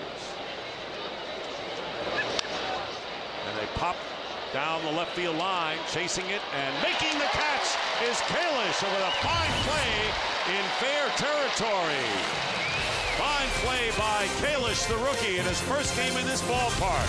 1-2-3 inning. And welcome back to Fox Saturday Baseball, presented by Taco Bell. And the Red Sox trailing the Tigers 4-0. Top of the batting order, Marco Scudero takes a call strike. Scudero has struck out and singled to right field, hitting .284. And time called at the plate. Pivotal inning here for Max Scherzer, the 6th inning. Throwing a lot of pitches, starting to get a little weary. He's facing the top of the order. If a couple of guys get on, then all of a sudden those big beasts are going to hit and get you right back in the ball game. So Scherzer knows it's necessary to get through this one and get through it cleanly. 1-1. He's only thrown 85 pitches, which is pretty good going into the 6th inning. And not only is Valverde not pitching today, Robbie Weinhardt, who got his first major league win last night, also is not going to pitch. And the Tigers are playing shorthanded all the way around. Ryan Rayburn is lost to the club in Florida for the funeral of his grandfather who passed away. Our condolences to him. And Johnny Damon, who was in the lineup last night, had to come out with something more than back spasms. So that bears watching for the Tigers, as Damon has a back problem. Just like that, 3-1 here on Scudero. And there's a strike. Count is full, 3-2. There's Johnny Damon, and who is telling everyone it's different coming back. This would have been his return in a Tiger uniform than it is coming back in a Yankee uniform. Fly ball, left center field. Austin Jackson coming over to his right makes the catch, and Scudero's retired for the first out. Here's today's game summary, brought to you by Verizon, and it's been the bottom third of the Tiger order. 4 for 9. Scoring 2 of their runs and knocking in 2. Cabrera with the 2-run homer set the tone in the first inning. And it's Max Scherzer doing what Jim Leyland has wanted, giving him innings, and solid innings at that. Solid defense by the Tigers as well, turning double plays. There's a first pitch swing. Drew coming on in, and it's going to be dropped as Rhymes trying to get to the ball. And it's a base hit, so J.D. Drew gets a base hit. And that's the 6th hit. And another part of our game summary is an update on the trading deadline activity. And we had mentioned and teased you about the Yankees. And Ken Rosenthal, why don't you bring us up to date on the pinstripes action? Well, Dick, the Yankees basically woke up yesterday morning and said, there are a lot of teams in financial distress. Let's see if we can help them and help ourselves. So, here comes Lance Berkman. He'll replace the injured Nick Johnson. Here comes Austin Kearns, give the Yankees a right-handed hitting outfielder who can play defense. And today, here comes Kerry Wood, who could be a solution in the late innings if he stays healthy. One of the more amazing parts of all this is that in the Berkman deal and the Wood deal, the Yankees actually got money from the teams to help cover their salaries. Well, that's the luxury tax right there, which is going to help that action. And also keep in mind Austin Kearns, Indian outfielder, also with the Yankees. That deal was made yesterday. A call strike to Euclid, and it's 1-1. Euclid has popped to Peralta at third and fly to Jackson in center. Big Poppy, David Ortiz on deck. Red Sox trying to get back in this game. They've had men on base, they've had base hits, but double plays have taken them out of it. And there's a foul ball ripped down the third base line. So it's 1-2. Next week, the Yankees and the Red Sox go at it. And after these games with the Tigers and 4 at home against the Indians next week, the Red Sox play 16 of their next 25 on the road, including 4 in New York. And you'll see one of them on Fox. 3 at Tampa Bay and 3 more at Texas. So it doesn't get easy. And the ball off the glove, and they rule it fouled off. So Drew will come back. That's why this homestand so important for the Boston Red Sox. They stubbed their toe yesterday against the Detroit Tigers. John Lester losing, and then today now they got work to do if they're going to do anything against the Tigers again today. Because that road trip, that's going to be the make or break for these Red Sox. Lead at first is J.D. Drew with 1 out in the bottom of the 6th inning. And Euclid fouls it off to the right. Count holds 1-2 on 97-mile-an-hour fastball from Max Scherzer, who's looking for his first career victory against the Red Sox. 96th pitch upcoming from Scherzer.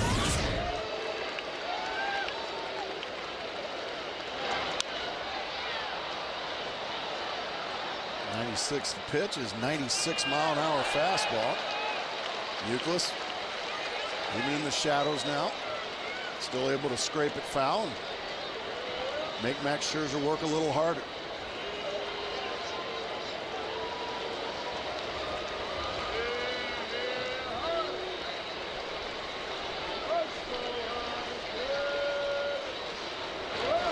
Took something off that pitch and a fly ball. Left center field. Austin Jackson will have to play it off the wall. Drew will be held at third base, and in at second with a double is Kevin Youkilis. And the Red Sox have something going here in the bottom of the sixth with runners at second and third and one out. Let's take a look at how it came about. Miss, and then you get ahead. You throw a good slider, and then you throw a good fastball. Now you're ahead. Does a good job of just starting to. Now he's in survival mode, Dick. He's just fighting off pitches, fouling off pitches till he gets something he can handle, and he just flicks that one halfway up the wall. And we said it was going to be a big inning for Max Scherzer, and sure enough, after one out, here come the Red Sox, and Big Papi an opportunity to get his club right back in the thick of things. And here is Ortiz, who is 1 for 2, singled his last time up against the shift. He managed to get the ball that eluded Will Rhymes, who's playing short right field. So an opportunity for Big Papi, who slugged his 9th career Grand Slam home run last night of the night. Runners at second and third, one out. Tigers up 4-0. And took something off that pitch. In for the call strike, 1-1. That was a good time for a good changeup. Ortiz looking for a fastball, got the changeup instead, and he just put it right on the button. Nice pitch there from Scherzer. Remember the last time he faced Scherzer, hit 2 home runs off of it.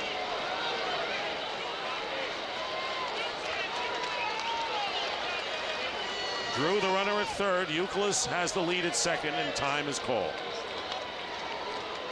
J.D. Drew singled with 1 out, and then Youkilis with his double off the left center field wall.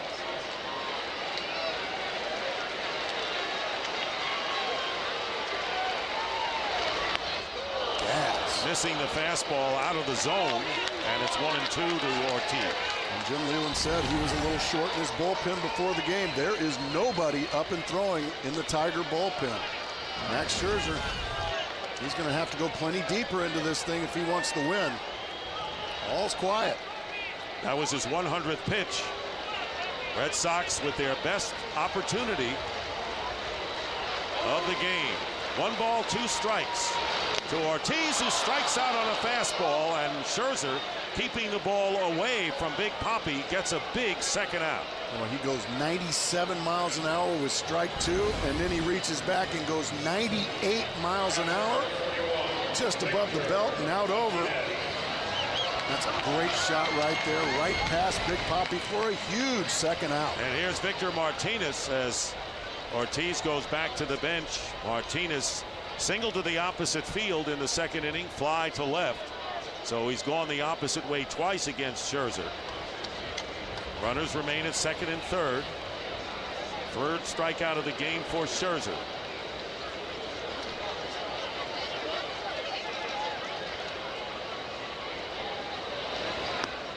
Down low for a ball.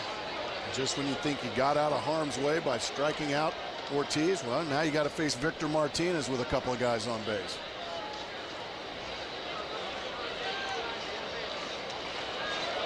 Red Sox have had 7 hits. They've out-hit the Tigers 7-6.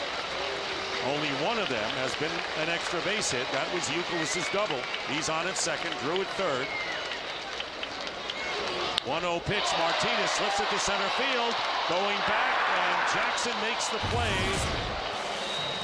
And so 5 left on base. 3 double plays hit into by the Red Sox. It remains 4-0. We return to Boston after a word from your local Fox station. Welcome back to Fox Saturday Baseball, presented by Taco Bell. Great view above of Fenway Park as Scott Atchison, the right-hander, Dustin Richardson, the lefty, warming up for the Red Sox. Dice K getting set for his 103rd pitch to Austin Jackson, who bunts foul at the plate.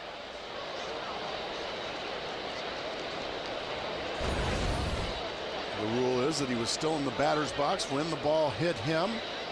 Or it hit his bat. Either way, it doesn't matter, but he was still in the batter's box, so it just goes as a foul ball. You see the look there. Yeah, that's the right call there. by Dan Iasonia. Austin Jackson 0 for 3. Twice has struck out looking and bounced out to Bill Hall, the second baseman, his last trip. Fastball for the strike, and it's 0-2.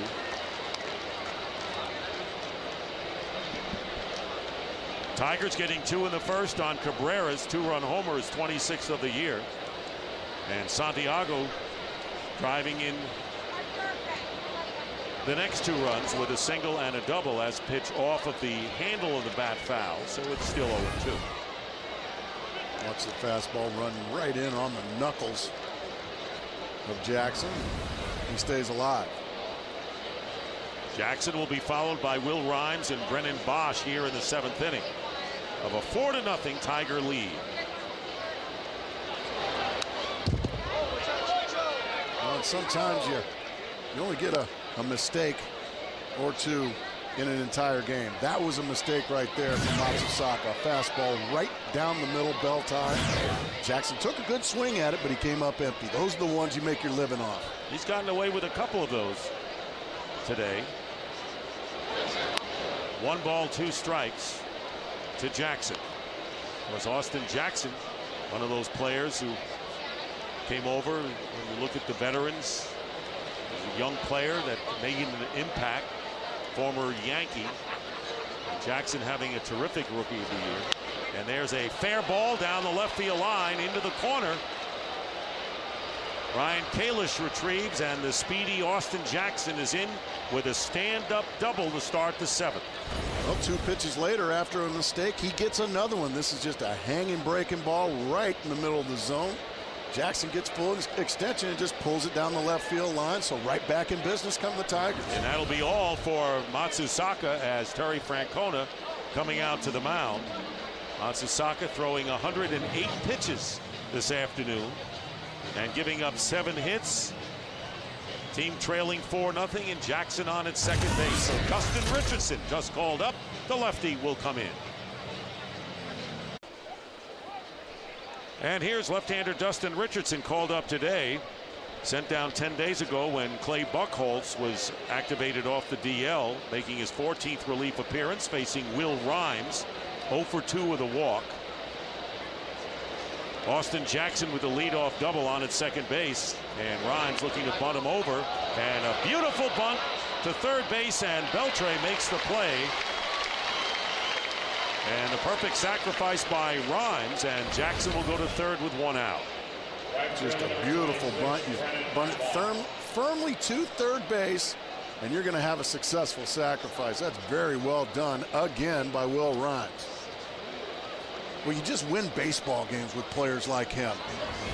They don't do a whole lot of dynamic stuff like hit, tape measure home runs, but boy, they just help you win baseball games with plays just like that. Jim Leland loves that. You know, he wins a lot of points from Leland, does Will Rhymes. It was Bill Hall who made the play at first base, so it's 5-4 on the scoring. Here's Brennan Bosch. 0 for 3. Jackson on at third, and the Red Sox bring their infield in, trailing 4-0, and the count 0-1 to Bosch. And as you said, Red Sox, well, lefty on lefty, advantage Red Sox. Well, no, not against Brennan Bosch. He has hammered left-handers this year. Hitting .410 and leading all American League hitters facing southpaws. No balls and a strike to Bosch. Took something off that pitch, did Richardson, and the count 1-1. And at third with 1 away, and on deck is Miguel Cabrera, who has 2 hits, including the 2-run homer in the first inning. And the Tigers have not had to look back since.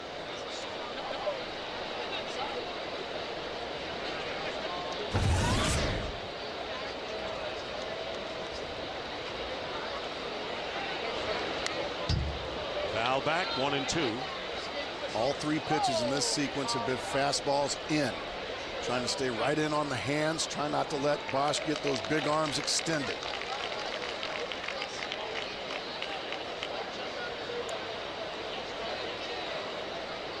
One ball and 2 strikes to rookie Brennan Bosch. Leads all rookies in homers and RBIs. 12 homers, 51 runs driven in. trying to knock in another run for the Tigers. Fouls it away, 1-2. Staying stubborn with the fastball. Now 4 in a row. Dustin Richardson, 26, rangy lefty, 6'6", 220 pounds, and a native of Newton, Kansas. Probably a Jayhawk basketball fan, wouldn't you think? I would imagine he has to be. He's hoping to be a good slider fan here. He threw it, he got it. 1-2 pitch on the 85-mile-an-hour changeup and a big second out. Yeah, after the 4 fastballs to speed up, Brennan Bosch, there it is. I need something off speed, and I need it down and away, and that is exactly where he delivered it. That was a heck of a sequence by the young left-hander. I have a feeling Miguel Cabrera is going to see 4 wide ones. I'm just going to go out on a limb. Well, you know what? He saw 4 wide ones in Tampa this past week with a man at first base on 3 occasions. And that's the first time since Barry Bonds was intentionally walked with first base occupied in 3 consecutive games. Pretty good company there as far as the slugging ability. And here is ball 3 to Cabrera. So runners will be at first and third with 2 away, and they'll pitch to Johnny Peralta. And time now for a DirecTV game break. Behind the Giants, who are in second place coming into the game. Giants 2.5 behind San Diego, and now Terry Francona going to the mound, and Scott Atchison will come in for Dustin Richardson. We'll return to Fenway Park in just a moment. Ever wish more people would go to bat for you and the things you care about? Log on to statefarm.com/go-to-bat and let State Farm help you go to bat for your charity of choice. Scott Atchison is in for the Red Sox, the right-hander facing Johnny Peralta, and the first pitch is ball 1. Atchison, making his 22nd relief appearances, has 1 start, and the Red Sox a lot of confidence in how Atchison has pitched, particularly as of late. Yeah, he's been rock solid as of late. He's going to need to be here in this situation. First and third, Johnny Peralta lifts a fly ball deep to right field, and Drew is back to make the catch. So Peralta retired with runners at the corners, and Atchison and Richardson come in and do the job, but the Tigers maintain the lead 4-0 into the last of the 7th. Today's game is sponsored by Just for Men. For mustache and beard, keep your edge. By Amway Global, where positivity powers our people, products, and businesses. And by State Farm, with 17,000 agents, we've got best lineup in the game. Adrian Beltre. Now, a lot of people like the sausage race, but I think that's a lot more stylish. You know, here that was legit. Canoes. Yes, the kayak race. Kayaks. Call them canoes, kayaks. They're all kind of the same to me too. Beltre, who has bounced into a double play twice, has the count in his favor, 2-0 against Max Scherzer, and now behind 3-0. Bullpen activity for the Tigers: Ryan Perry and Brad Thomas. Thomas, the left-hander. Call strike, 3-1 to Beltre. Perry was up last night when Valverde ran into trouble in the 9th inning, but Valverde got Cameron on that called 3rd strike as the Red Sox lost by a run and left 2 men on base. Fouled off and a full count. Falling behind 3-0. Scherzer's thrown a pair of strikes in a row, and now starting to get into that pitch count total where I would imagine he's getting a little winded, a little weary out there. Number 109 reaching out, and a high chopper to Cabrera, and long run, not in time. Tough play for both of them, and Scherzer having a long run to get over there and a long toss. Well, this is a play where Cabrera just went too far to his right. That ball was hit right to the second baseman, Will Rhymes. And because of that, Scherzer was late getting over. and the throw is down around the knees. That forces the chop of the steps, and that means Beltre beat it. That's a good call. Really, that's a play where Cabrera's just better off going to the bag, let your second baseman field, and he's out by 25 feet. And that'll be all for Max Scherzer as you take a look again. Late start a little bit. Looked like Scherzer was expecting the second baseman to handle the play. That's exactly what happened in that situation. Jim Leland out to the mound to talk to Scherzer. Now, Scherzer has thrown 110 pitches or more in 4 games this year, and he's won them all. And he's staying with his right-hander. He's thrown 109. 110 is upcoming. As Bill Hall coming to the plate with Beltre on at first base. Red Sox have seen this scenario all day. All day long. Double plays have come back to haunt them 3 times. This time they get a big break there with Cabrera just going too far to his right. And all you have to do as a first baseman there, Dick, is just take a peek where your second baseman is, and you know where he is, and you just get to the bag and get the easy out. Bill Hall reached on an infield hit his last time up, swings at the first pitch and fouls it out of play. Red Sox have had the leadoff man on in 5 of the 7 innings, and all on singles. Max Scherzer looking to even his season's record at 8-8. And gain his first major league win against the Boston Red Sox. Check swing, but it's a slider for a strike, 0-2. Well, whatever pep talk Jim Leland gave to Max Scherzer, it's worked so far. A fastball to get ahead and then a beautiful slider on the outside corner.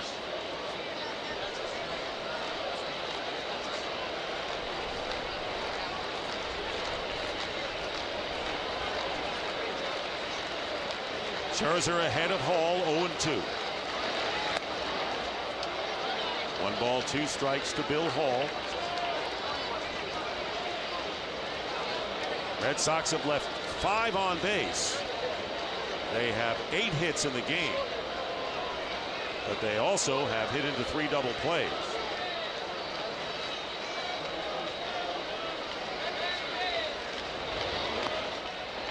Two and 2. On deck is Ryan Kalish.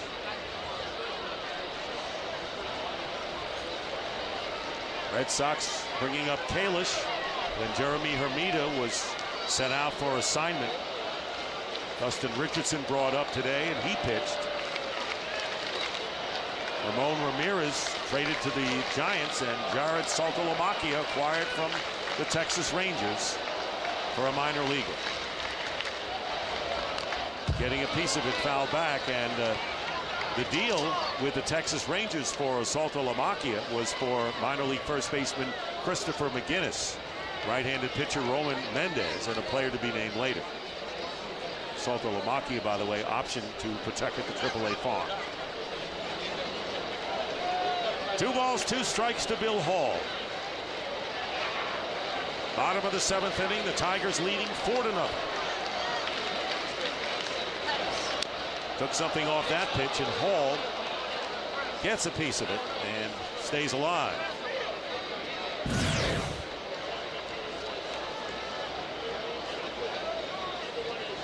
Brad Thomas and Ryan Perry in the Tiger bullpen.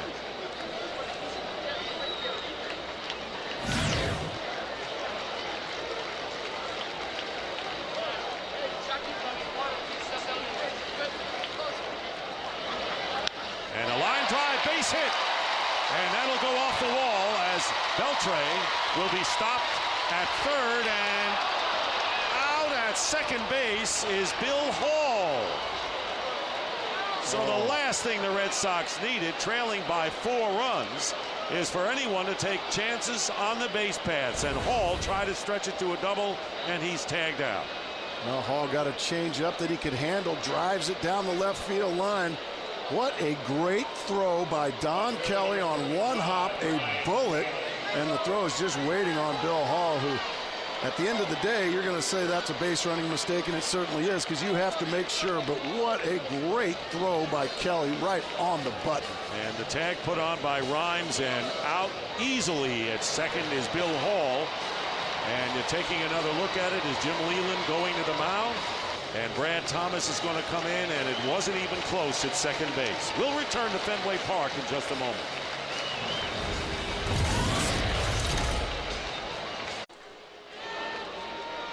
And we're back. Max Scherzer giving the Tigers 6 1/3 innings, giving up 9 hits, no runs. He is responsible for Beltre at third base as Brad Thomas makes his 27th relief appearance. He has started 2 games facing Ryan Kalish, and the pitch outside ball 1. Kalish making his major league debut. 22-year-old outfielder singled in his first big league at bat, then bounced into a double play on an orthodox double play. A shot that Cabrera touched first, and finally they got Bill Hall in a rundown. Here's ball 2 to Kalish. Well, he's laid off a couple of Thomas's tough sliders. Now he's in a fastball count. In this situation late in the ball game, you need base runners somehow, some way. That's how that huge play with the out at second base on Bill Hall. Boy, that's looming large in this inning. Darnell McDonald waiting to hit on deck. Fastball fouled back, so he came with the heater, and the count is 2 balls and a strike to Ryan Kalish. He looks pretty comfortable up here. Right? He's laying off the tough pitches. He's taking good rips at the ones he likes. He just fouled that one back, but he was right on it. 13 homers and 47 runs batted in Double-A and Triple-A this year for Kalish. Looks at a pitch outside. He seems to have a good eye for the strike zone that we've seen thus far. I agree. In these situations, especially your first game in the big leagues, you're young, you're excited. You get a little overamped in these situations. Not this kid. He's been able to lay off the tough pitches and get something that is in his zone. He should get a fastball in the zone here. Beltre on at third base with 1 away. 3-1 pitch and a looper to right field. Charging is Bosch. Can't make the play. He'll take it on a bounce, and the Red Sox have their first run as Ryan Kalish knocks in Adrian Beltre to make it a 4-1 game. So Kalish coming up right before the game started gets a major league base hit in his first at-bat and his first RBI here. Gets it right off the label. Breaks his bat, and fortunately Dan Iasoni, he's okay because that bat got him right square in the mask as the bat broke.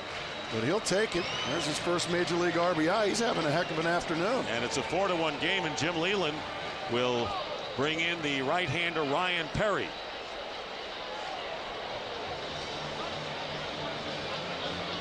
Bat was broken when flying. He gets an RBI on his second hit. Well, you umpire at your own risk as the home plate umpire Dan Iasonia sounds of the game. Okay, I'm good. I mean, he just gets waffled. Down he goes. That's that fraternity back there, the guys that wear the masks. Gerald Laird helping him up, and the new pitcher is Ryan Perry, making his 34th appearance of the year. Last worked Wednesday, gave up a home run to Evan Longoria. 2 runs in 1 inning. Red Sox trailing 4-1 now, and the first pitch taken for a ball by Darnell McDonald. So Ryan Kalish with the RBI, knocking in Beltre, and Kalish, the runner at first base, still with 1 out here in the 7th inning. And all of a sudden, this sellout crowd starting to get excited. Well, they have been quiet all game, and there's a ball hit down the left field line. It'll be a fair ball, and off the wall. Kalish rounding third. They're going to wave him in, and Kalish will score, and it's a 4-2 game.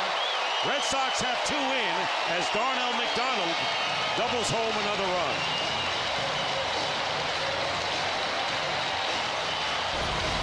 Now it's the Red Sox bottom of the order. It's their turn to start doing damage. A fastball right down Broadway. He stays right on it and just drills it down the left field line. And we got a brand new ball game just like that. Dick Stockton, the tying run, is coming to the plate. And what would have been had Bill Hall not been out trying to stretch a single into a double? You can only figure that the Red Sox would be in better shape than they are right now. Still one out, trailing 4-2, and Scudero, as you mentioned, the tying run at the plate, 1 for 3 with a single. And Scudero has hit 3 homers in his last 8 games, including a grand slam at Anaheim. Here's the throw once again. Don Kelly, a bullet on one hop right on the bag for the out. That's the only out of this inning. Bill Hall being aggressive, understands that he made a mistake. Now they're going to an appeal play. Nothing doing there.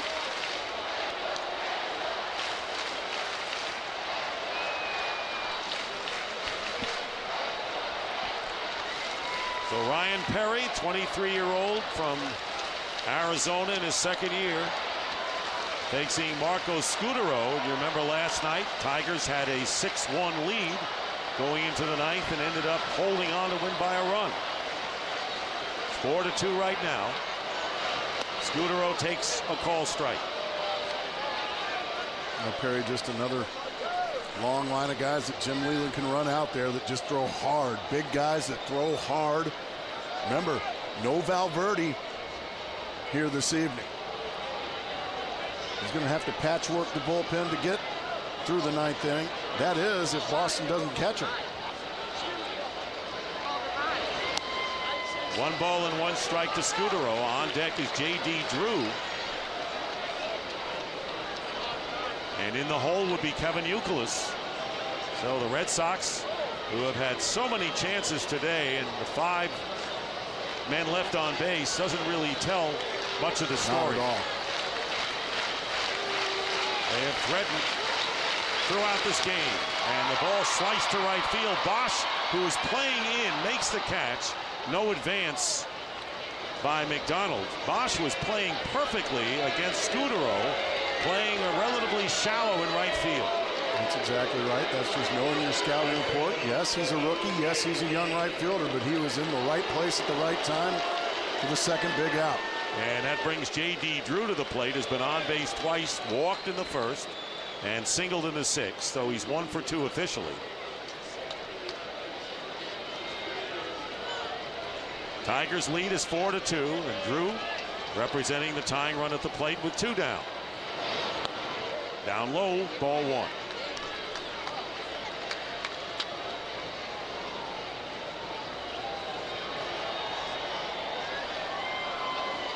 Two outs in these situations haven't been his friend this year, but he still has 12 long balls.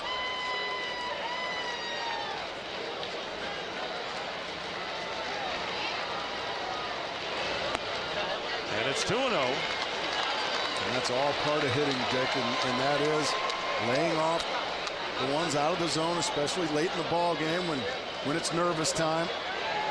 Now you've got the pitcher right where you want him in a 2-0 situation. You're one big swing of the bat away from tying this baby up. Remember that Robbie Weinhardt and Jose Valverde not eligible to pitch today, and that pitch way outside. 3-0 to Drew, and Kevin Youkilis on deck for the Red Sox. And Perry is officially asking for it now. Seems like every game's a nail biter for Jim Leyland. It's never easy, Jim. Taking all the way, ball 4, and Drew is on. And runners at first and second. So the tying runs are on base, and Kevin Youkilis 1 for 3 with a double off the left center field wall his last time coming up. And the bullpen is quiet for the Tigers. Jim Leyland showing some confidence in these youngsters. Once again, his closer is not available. He's got no choice. He's got to show confidence in these youngsters. And Eric Patterson has gone in a run at first base for J.D. Drew.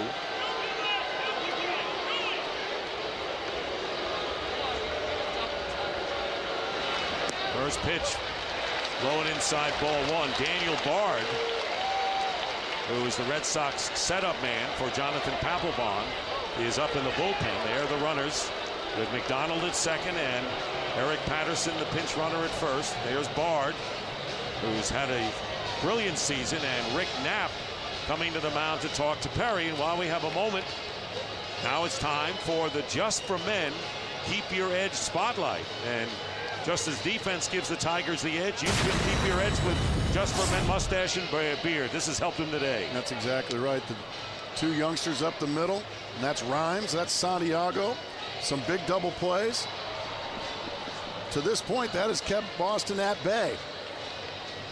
Boy, they're making noise now. The defense has been terrific from the young Tiger middle infielders. Jonathan Papelbon hopes he gets an opportunity. Red Sox with 2 runs here in the 7th inning have the tying runs on base. Youkilis hit by a pitch, and that'll load him up for David Ortiz. And Terry Francona out of the dugout to make sure Youkilis is all right. He's gotten hit a lot this year. There's nowhere to go there. He takes that one right in the thigh. You can see the dirt mark on his leg right where it hit him. Youkilis not happy at all. Not always, obviously there was no intent there. But it always makes you mad when there's a meeting on the mound and the very next pitch you get smoked.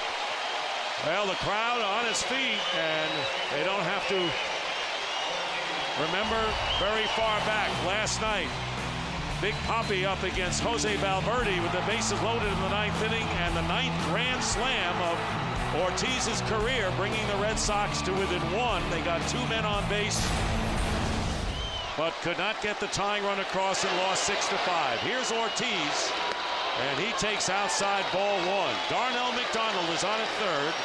The pinch runner, Eric Patterson, running for J.D. Drew, is at second, and Youkilis on at first. Ortiz has always had a flair for the dramatic.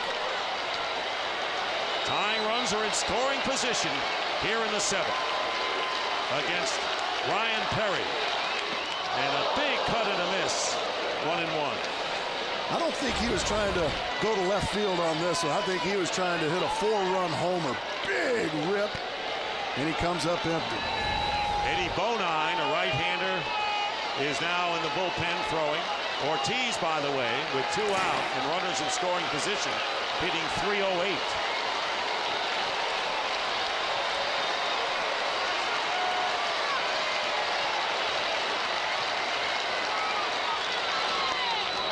Two and 1.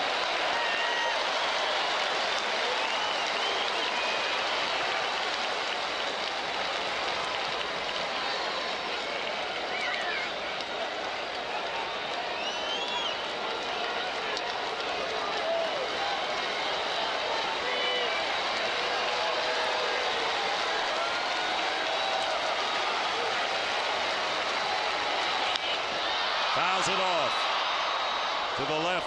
2 balls and 2 strikes to David Ortiz. Yeah, credit Perry that time. He just challenged the big fella, and that time he beat him with a fastball. He was tardy. 97 miles an hour. It's always nice to have that in your hip pocket. Ortiz is 0 for 3 against Perry. 2 down, the bases are loaded. Tigers up by 2 runs. And 2-2 the count. And time called. That's just a salty veteran right there, stepping out on a youngster in a big situation, make him think about it a little more, make him get a little more nervous.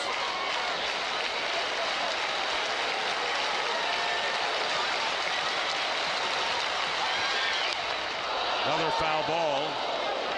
And that 95-mile-an-hour fastball. There you see Ortiz from the 7th inning on has only 3 of his homers and 11 runs batted in. But then again last night, the grand slam.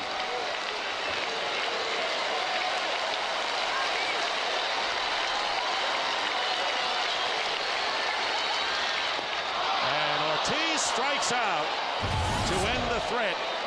One of the better split fingers you'll see, and that was the first one of the game, and boy, did he execute it. And the Red Sox get 2 runs, but leave the bases loaded and trail the Tigers 4-2 as we go to the 8th.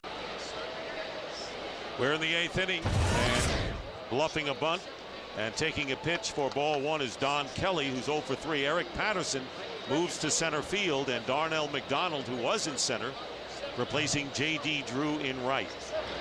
And there's a bunt foul down the third base line by Kelly, and the count 1-1. Scott Atchison, the third pitcher of the game for the Red Sox, who came on and got Johnny Peralta for the big third out in the 7th inning, beginning here in the 8th.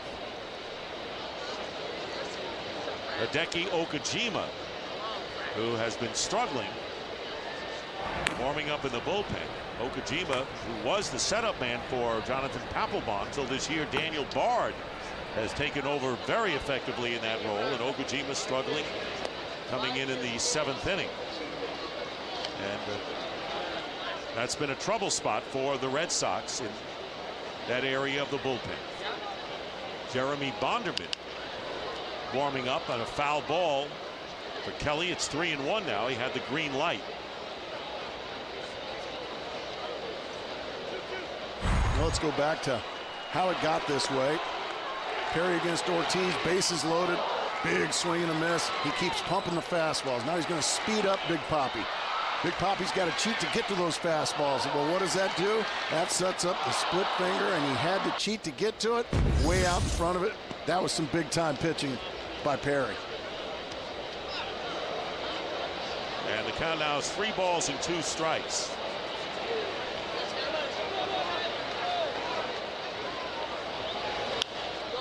And a pop fly, short left field. And coming on to make the play is Ryan Kalish for out number 1. Well, pick a stat, pick a player, build your baseball hot streak correctly, pick 10 straight, and win a Fox Sports baseball cap. For the month of July, 27 is the most wins, held by Moongoon 56.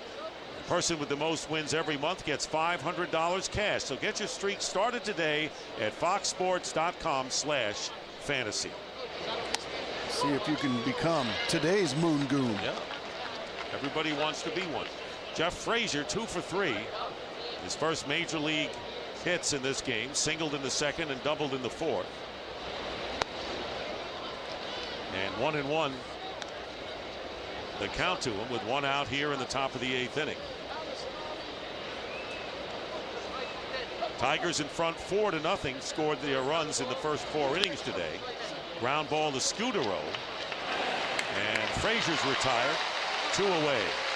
Well, right now all the momentum is with the Boston Red Sox after the 2-run inning in the bottom of the 7th, and Atchison has done a really good job, Dick, of coming out and keeping that momentum. 2 quick outs, try to get those boys right back in the dugout and grab those bats again. And the Red Sox, though they trail in the late innings by 2 runs, have their bullpen set up in obviously in better shape than the Tigers do, because Jim Leyland can't go with Robbie Weinhardt or Jose Valverde, exactly his ace right. closer today.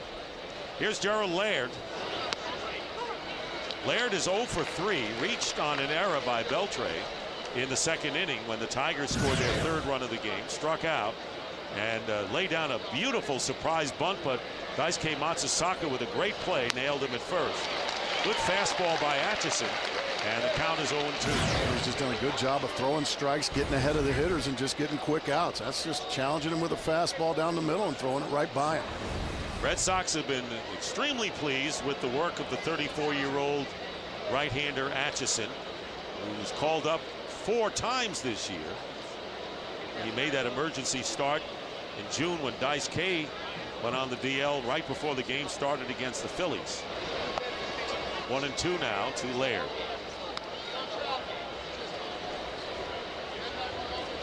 Some thought the Red Sox may make a move for bullpen help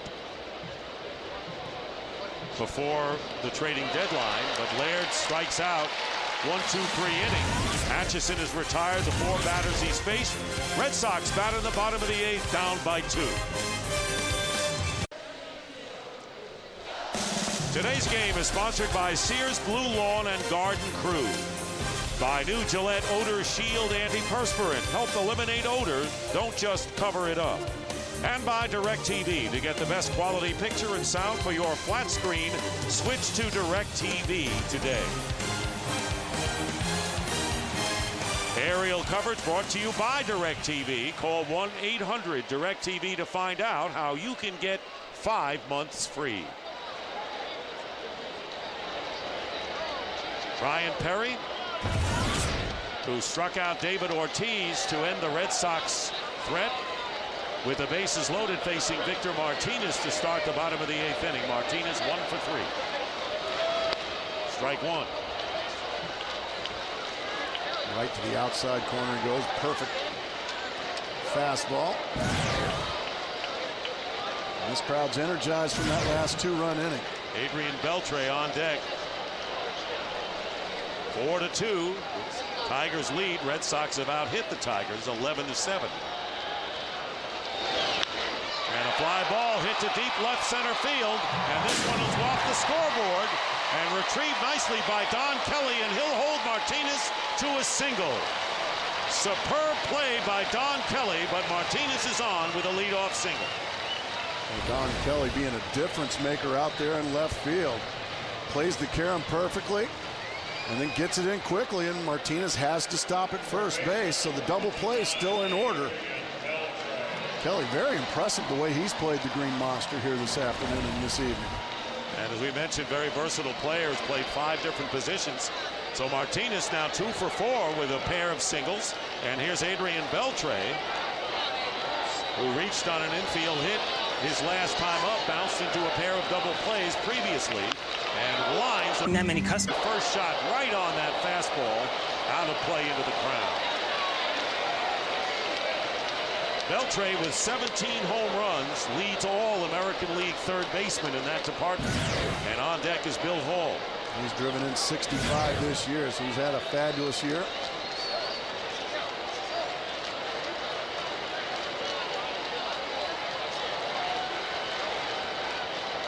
Tiger bullpen is quiet.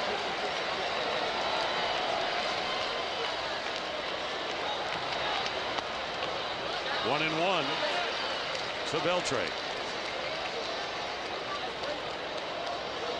Adrian Beltre having his best year since the 2004 season with the Dodgers, when he led the major leagues with 48 home runs. 2-1. After lining that first fastball foul, Perry came back with a couple of breaking balls and missed.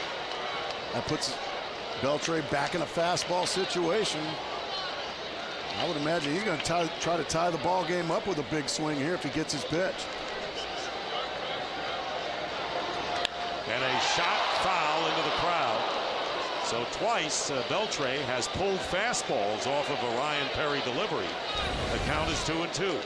You think he wasn't trying to tie the ball game up? Down to a knee he goes. That's his trademark swing. Usually when good things happen. Let's see what Gerald Laird has in store. He's going with the slider. He's tired of throwing those fastballs and getting them yanked foul.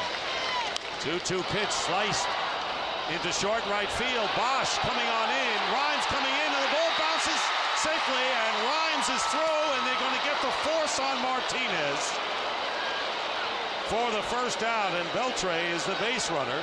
And Martinez had to hold up going about a third of the way to see if he'd be caught or not. Well, the last time we saw this play, it was Marlon Byrd in the All-Star game. This time, it happens right here at Fenway Park. Johnny on the spot, thinking on his feet. Will Rhymes.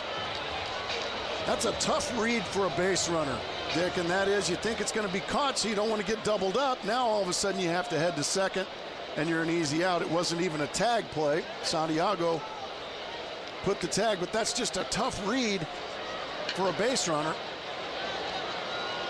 And Rhymes just thinking on his feet again. One big out. Goes as a 4-6 fielder's choice. Here's Bill Hall.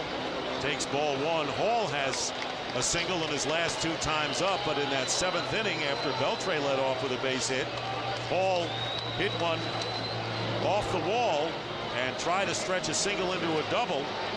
And Kalish followed with a single, McDonald with a double, and what might have been looms for the Red Sox, who trailed by 2 runs. There's a strike, 1-1 to Bill Hall. Well, there's certainly lots of turning points in close ball games, and we've seen some turning points. And when we talked about on Don Kelly's play off the wall to nail Bill Hall, that play right there by the Tigers, getting an out. Hall has played 6 different positions this year and has done a tremendous job after Pedroia particularly went out.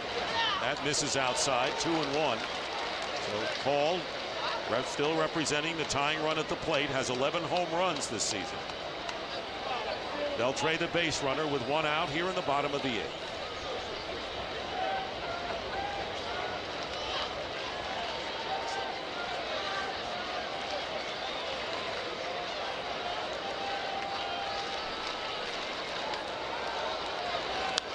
Out of play, 2-2 now to Hall. But Hall got the pitch he wanted, and he took the swing he wanted, but he came up empty, only able to foul it back.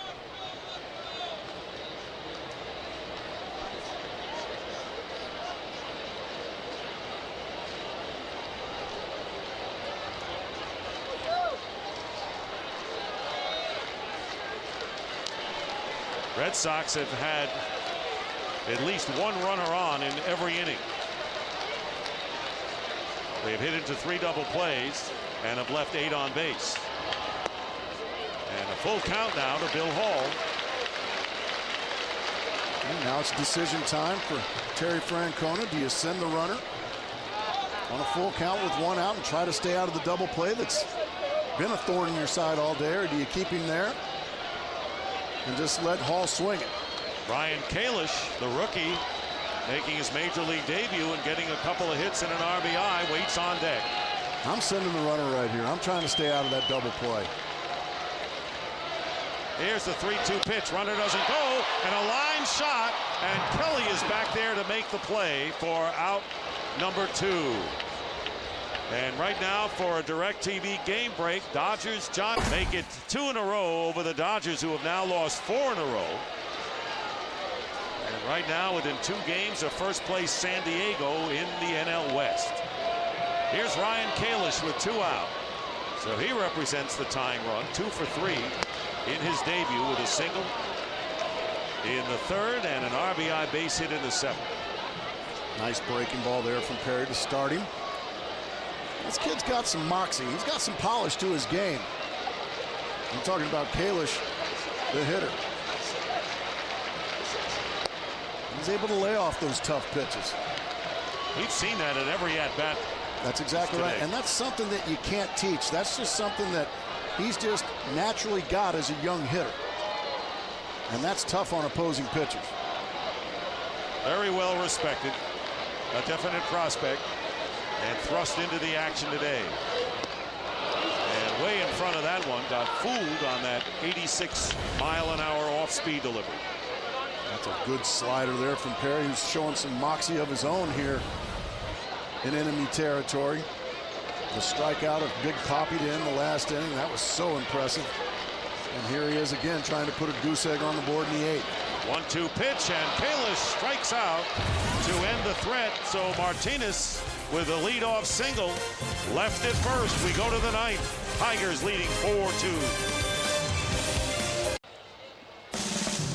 Well, next week on Fox Saturday Baseball, these Red Sox will be in the Bronx to take on Mark Teixeira and the Yankees in a showdown between 2 of sports' most bitter rivals. Or the AL West leading Rangers will take on the A's in Oakland. Fox Saturday Baseball, presented by Sprint, returns next week at 4 p.m. Eastern, 1 Pacific on Fox. Check your local listings. Ramon Santiago swinging at the first pitch from the new hurler Hideki Okajima. Pops out to Kevin Youkilis for out number 1 here in the 9th inning. Okajima, making his 39th appearance, has been charged with 9 runs in his last 9 appearances. And the opposing teams are hitting .351 against him. Well, he's just got way too good of stuff to be in a funk like that. Nothing like 1 pitch, 1 out to get you back on track. Austin Jackson, 1 for 4. His 1 hit was a double his last time up. In the dirt, ball 1. Ken Rosenthal, the Red Sox, I'm sure, mulling possibilities for a relief corps for the setup role. Dick, they sure were. But Theo Epstein, their general manager, hates trading for relievers because their performance is so volatile. And more to the point, as one Red Sox club official told me, the prices were insane. So what the Red Sox are going to do is transition some of their younger pitchers, Felix Doubront, Michael Bowden, into relief They didn't spend any money today, so they've got some left in August if they want to spend it on some players who clear waivers. You know, Will Oman, who's now with the Marlins, one of the people that were mentioned. Scott Downs was ideal, but I'm sure Downs with Toronto, it would have been a hefty price, as Austin Jackson lifts a fly ball that goes out of play, chased by McDonald, out of play. So, you know, the thing is, Ken, they do have Daniel Bard and Jonathan Papelbon, so they're really not looking for the closer or for the setup man. No, Dick, they were looking for depth, and it's interesting you mentioned Toronto. They had 3 relievers that teams really liked: Scott Downs, Jason Frazier, Kevin Gregg. None of them got traded because, in the estimation of other clubs, they were just asking too much.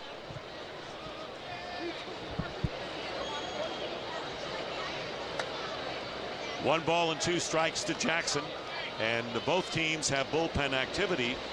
Okajima's pitch is outside. Manny Del Carmen and Daniel Bard. Del Carmen closest to you, just throwing the pitch, and Phil Koch, the left-hander for the Tigers, is throwing for them. And of course, we saw that last highlight when the Giants on Pat Burrell's home run ultimately beating the Dodgers. Shot by Jackson to Beltre, and 2 out. So Ken Rosenthal, the Dodgers, very active at the deadline. Very active, Dick, and their general manager Ned Colletti does a really good job because he does not have a lot of financial flexibility. Now, they did take on a little over $3 million with their moves. Scott Podsednik, the trade today for Ted Lilly and Ryan Theriot, and a final move for reliever Octavio Dotel. They did well.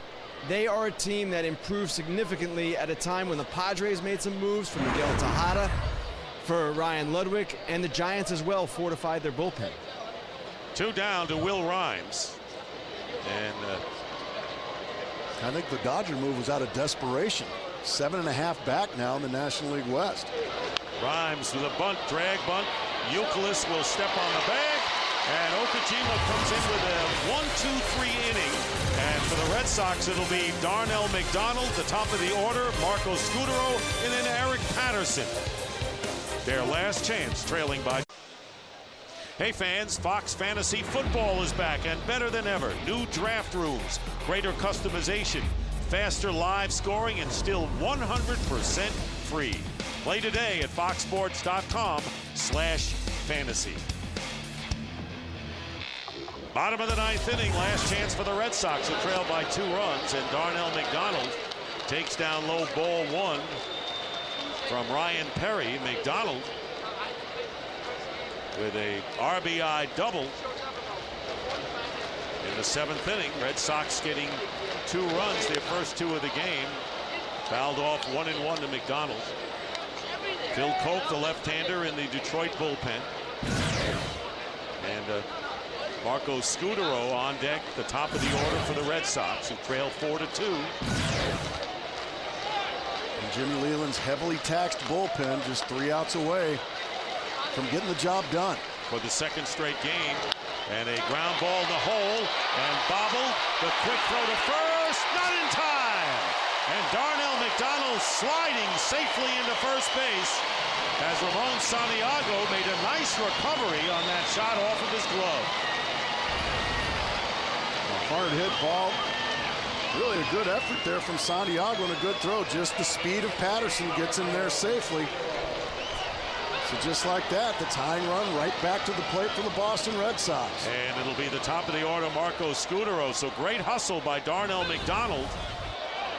And Scudero, who was 1 for 4 with a single in the 3rd inning.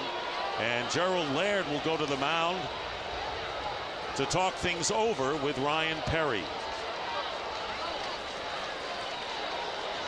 And there is Rick Knapp on the phone to the bullpen. On Wednesday, Marco Scudero hit a tie-breaking grand slam off of Fernando Rodney, the former Tiger, in the 8th inning, helping the Red Sox sweep the Angels. They won it 7-3 in the finale. And Scudero hitting a solo home run last night, as well as Jim Leland going to the mound. And they're going to go with Phil Koch right here. So a pitching change here in the 9th inning. The Red Sox trailing 4-2, runner at first, tying run at the plate. and will return to Fenway in just a moment. Yeah, Phil Koch making his 51st appearance and pitched 2/3 of an inning last night, giving up a hit, striking out 2. He has 1 save this year and 1 blown save, and this is a save opportunity for him. 6-1 is his record with a 2.27 ERA. And Marco Scudero with the tying run at first, 1 for 4, facing him. Good speed and McDonald on first base.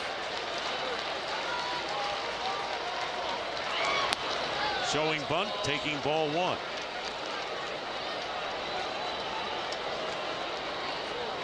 You see pretty much straight away is the defense for these Tigers.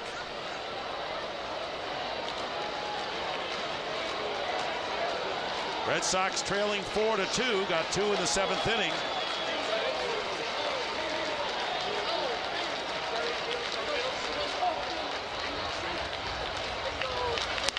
And it's 2-0. 9 men have been left on base for the Red Sox. Eric Patterson, who went in as a pinch runner for J.D. Drew in the 7th inning and then went in to play center field, on deck. And the Red Sox would like to get it to the likes of Kevin Youkilis and David Ortiz one more time.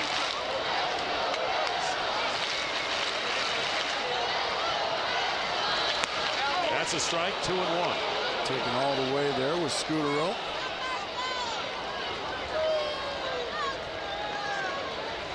Phil Koch, former Yankee, at 72 appearances last year as a rookie for the Yankees.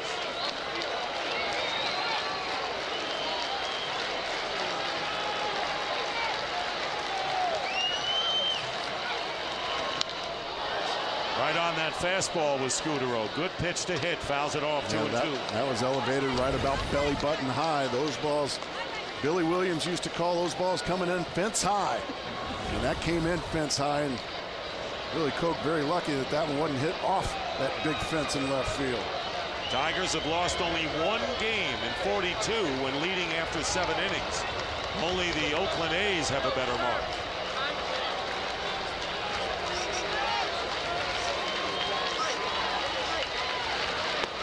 Full count, 3-2 to Scudero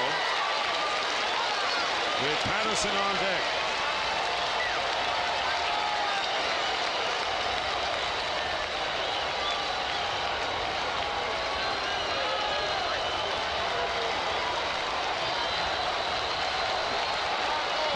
McDonald with the infield hit has the lead at first in the rally caps, however you want to turn it. A bound for Red Sox fans. Here's the 3-2 pitch.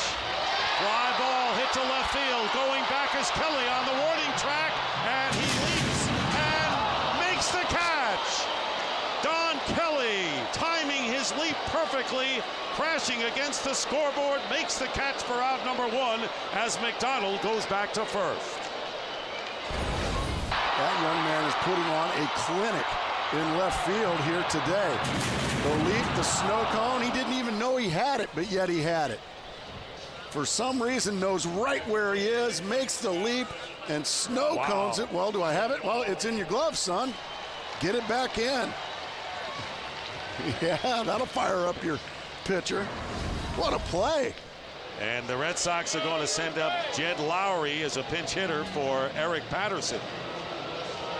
Lowry, who has been hampered with mononucleosis that he contracted for in spring training, just activated, lost 12 pounds in the process. So here's Jed Lowry, switch hitter, batting .217 in 23 plate appearances with 1 out and 1 on in a 4-2 game here in the bottom of the 9th. Kevin Youkilis on deck. And what kind of a cheerleader was Phil Koch on that catch as his first pitch to Lowry is down low for ball 1. Well, when you think you've given up a long ball or maybe a wall ball and it ends up being an out, yeah, that'll get you fired up, and he was. He had his pom-poms out, didn't he? Cooled off considerably here at Fenway Park. in the total shade, and the pitch outside. 2 balls and no strikes to Lowry. Youkilis on deck.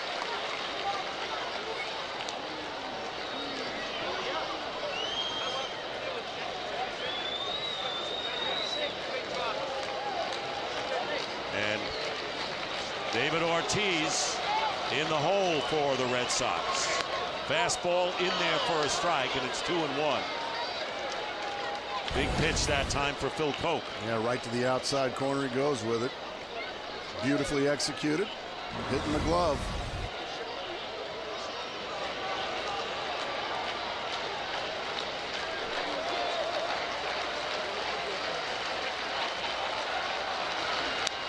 Foul back. That evens it at 2-2. These Red Sox have had some good swings at some pitches. They just come up empty. Only 2 runs yet on 13 hits, Dick. So certainly ample opportunities.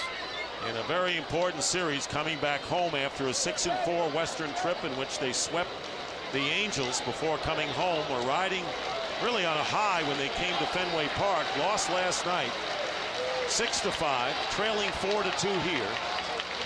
2-2 pitch fouled away, and the Red Sox, knowing that they are in the tough division with the Yankees and the Rays, the best 2 records in baseball, ahead of them, and in danger of falling 9 games behind in the loss column behind Tampa Bay if they don't pull this one out. And then that's a lot to ask. Count is 2-2 to Jed Lowry, batting for Eric Patterson. Bottom of the 9th, 4-2 Tigers. And the count is full, so Phil Koch going to the full count on Scudero, and now to Lowry. Jim Leland had to sweat out last night's game after Ortiz's grand slam home run, and the Red Sox left 2 on base. Lost 6-5. 3-2 here to Lowry.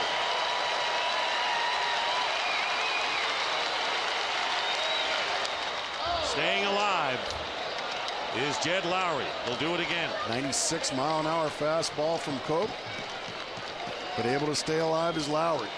Youkilis awaits.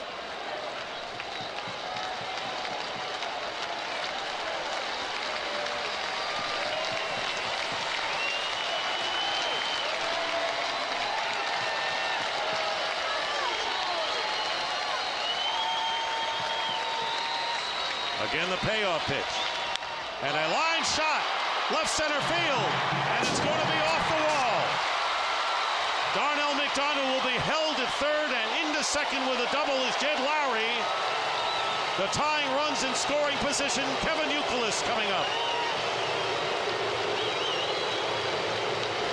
A huge pinch hit double by Jed Lowry. Oh, 3-2 fastball, and it's right down the middle. Lowry had a great at-bat. That ball's bell-tied down the middle, and he just drills it into the left center gap and off the wall. And another big opportunity for the Red Sox. When will they be able to kick in the door? Red Sox do not have a walk-off home run at all this year, as Youkilis is going to be walked intentionally to load the bases. The last one was in August of '09, when the man coming up now, David Ortiz, hit the walk-off homer. He'll be coming up with the bases loaded and 1 out. Very rarely do you see the go-ahead run or the winning run walked and put on first base, but Jim Leland wants the lefty-on-lefty situation, Koch versus Ortiz. And once again, an opportunity with the bases loaded for David Ortiz. And the percentages favoring Phil Koch in this matchup, as David Ortiz 0 for 8 against Phil Koch. And that's why you're seeing this move as we speak, Dick. And Youkilis walked intentionally. 3rd straight time he's been on. He had doubled, was hit by a pitch and walked, and now here's Big Papi. And Jim Leland will go to the mound. I think this is just a pep talk, or it might be a fanny chewing. I'm not sure.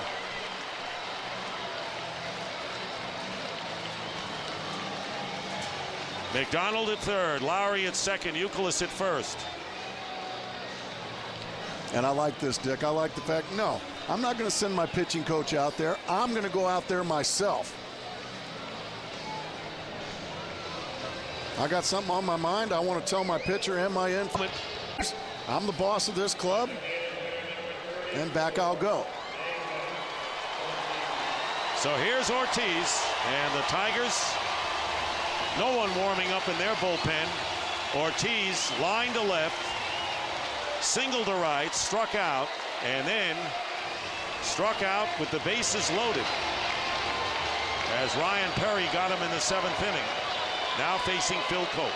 Detroit's got that big shift on defensively. The whole left side Ortiz could hit through.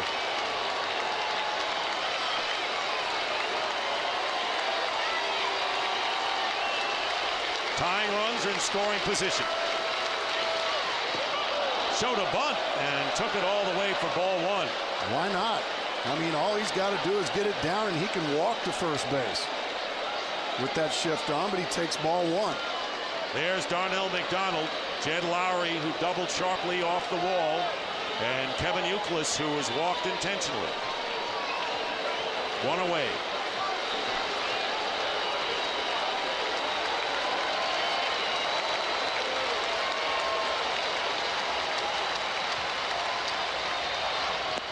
Check swing. 2-0. Mark Wegner, the third base umpire, giving the signal. This one was awfully close, but he was able to check it up. 2-0. This should be a fastball right here, and it should be a strike. These pitches have been known to make a loud sound off a bat.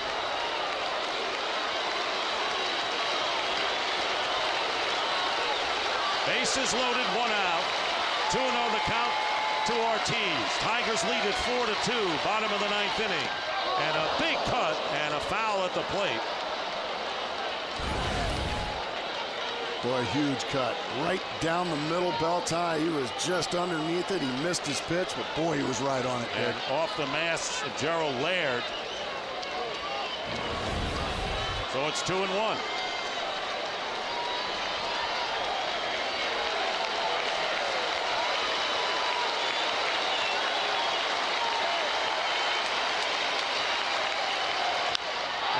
Hit to left center field. It's going to be a base hit. It'll go all the way to the wall.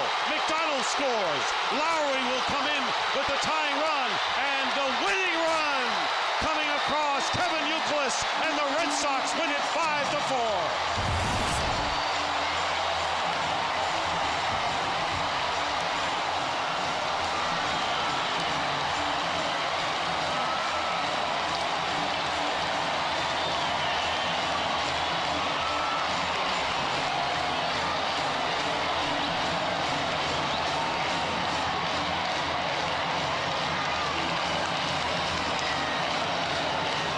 Well, the Grand Slam homer came short last night, but not this 3-run double to win it. Well, Dick, they took the chance, and they intentionally walked the winning run, and he comes around to score on the gapper from Big Papi.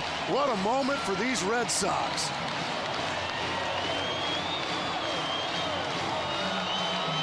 And there's the reaction of the dugout. The Red Sox win a big one, trailing 4-0 till they got 2 in the 7th, and they win it with 3 in the 9th inning. And David Ortiz's reaction, how excited he has to be.